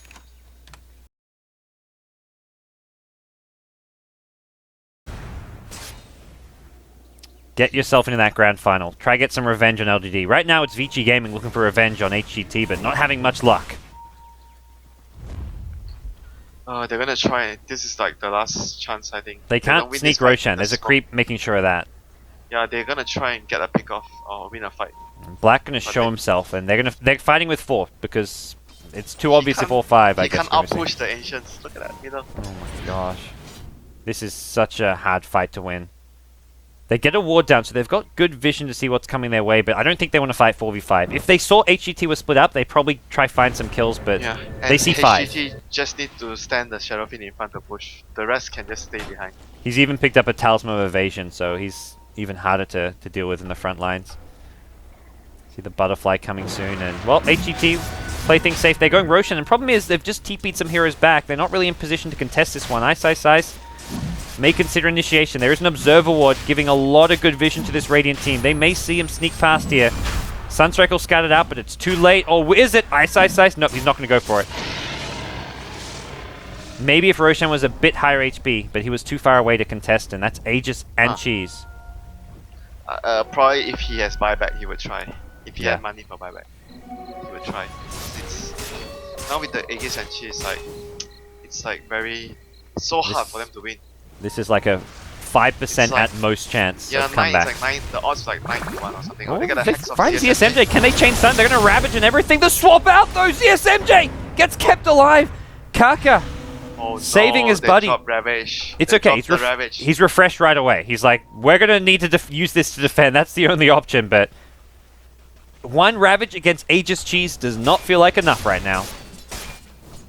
Oh dear, that bench was like at the right place at the right time. It It's feels only like thing you can Kaka, say. time and time again, this game has been saving teammates. Here comes the Butterfly, I believe. Yep. Air is going to reach godlike status with this. It's all over, Winter. I don't mean to don't be have the golem. bearer of bad Oh, news, that's- but That's the golem. They just pick it up. Golems. oh, they need another golem. There we go. Oh my god, he's gonna grab the golem. Oh my god. For this last hurrah, Chen's like, just wait up, guys. Give me this ancient granite. Here we go. Waiting. Oh no, he's got the cooldown. What's he up to? Is he suiciding one of his neutrals first?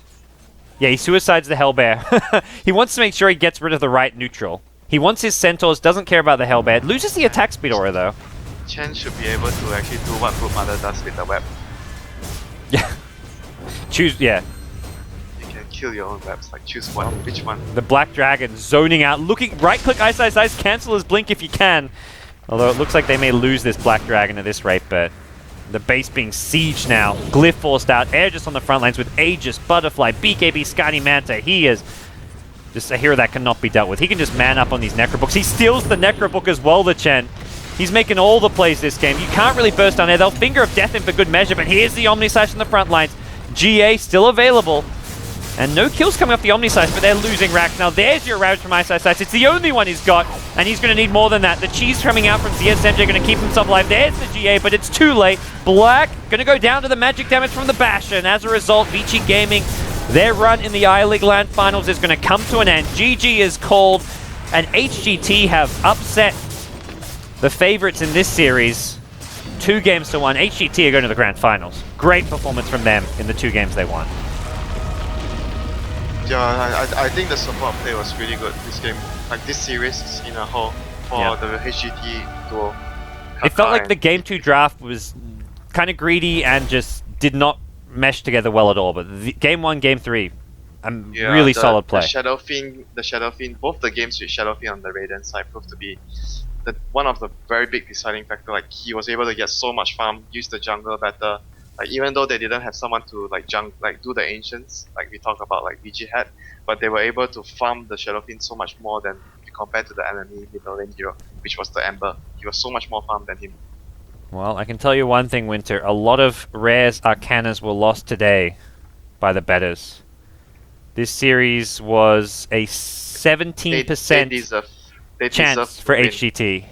They really deserve to win. Like the drafts are in particular, and the plays were really, really good from HGT. And it feels like Vici Gaming in this Game 3 especially just tried to just fall back on some of their trademark heroes, even if the draft didn't work. Like they were like, okay, let's go for the Invoker just because it's one of Black's best heroes. Yeah, the Invoker was actually the surprise. I didn't actually expect the Invoker. I was thinking they were going to go for Ember plus another DPS hero. Yeah, that was what I had in mind. Even if it wasn't the Medusa you mentioned, be it a Morphling, some kind of just actual DPS hero. I was really surprised with the Invoker. I didn't expect it at all because I felt they needed a secondary like damage hero. Like Invoker can only be a damage hero if the game is like he's like snowballing out of control. Then he becomes a right click hero. Exalt Invoker with Alacrity, maybe with some Skadi MKB around. I feel like even the anti-mage could have worked this game because the Void in the offlane was not contesting the lane at all. Like this was a complete free farm game if you pick something like an anti-mage. But yes, any carry would have been okay. Anti-mage, Morphling, and anti-mage would Medusa. Anti-mage you would run the risk of maybe not being able to defend your towers, but with Medusa you can. But at the same time, AM, like you mentioned, if you slip up in one fight, the AM will just farm the whole map. And finals against LGD, a rematch from their winner bracket finals matchup, which LGD did win 2-0. If HGT can play and draft like this, though, definitely give them a good shot in that grand finals. They have a 1-0 advantage, right? I believe so. I don't know 100% on that one. That's my suspicion. So that best of 5 grand finals will take place, I believe, on the 10th of January. Let me just quickly check the schedule for you guys. The grand finals is on January 10th at 4 p.m. China Standard Time. So that's the BO5. January 10th. Okay. Yep. And be sure to tune in there. One day before DAC? It sounds right. I believe so. Maybe. What time's DAC starts on the 11th for playing those qualifiers, so they have so many games. Like you have to play 30 games in DAC. Like in one, you have 6 games a day, basically. Yes, it's a lot of Dota. I guess this is good practice for him against some tough opponents. So HGT looking like they may be one of those teams' favorites as far as the DAC qualifiers go. Well, big thanks for joining me, Winter. It's been fun as always. I've been seeing too much Ember spirits, but you're welcome. I think that, but I don't mind that. It's not like the old. If it was Tinker, the 6.81 Tinker, I'd be groaning. But no, the Ember Spirit I'm okay with. Anyways, guys, be sure to follow Winter on Twitter at WinterDota if you want to give him any feedback and show him some love. You can follow myself at BTS Gods. Be sure to tune in in, I believe, 5 hours' time to the DAC America qualifiers. We've got Cloud9, Fire, as well as Complexity battling it out in the America qualifier to try qualify for the over $1 million DAC LAN finals. But that does it for us today. Click that follow button on the stream if you want to know when Beyond the Summit goes live. We're done for today. See you guys later.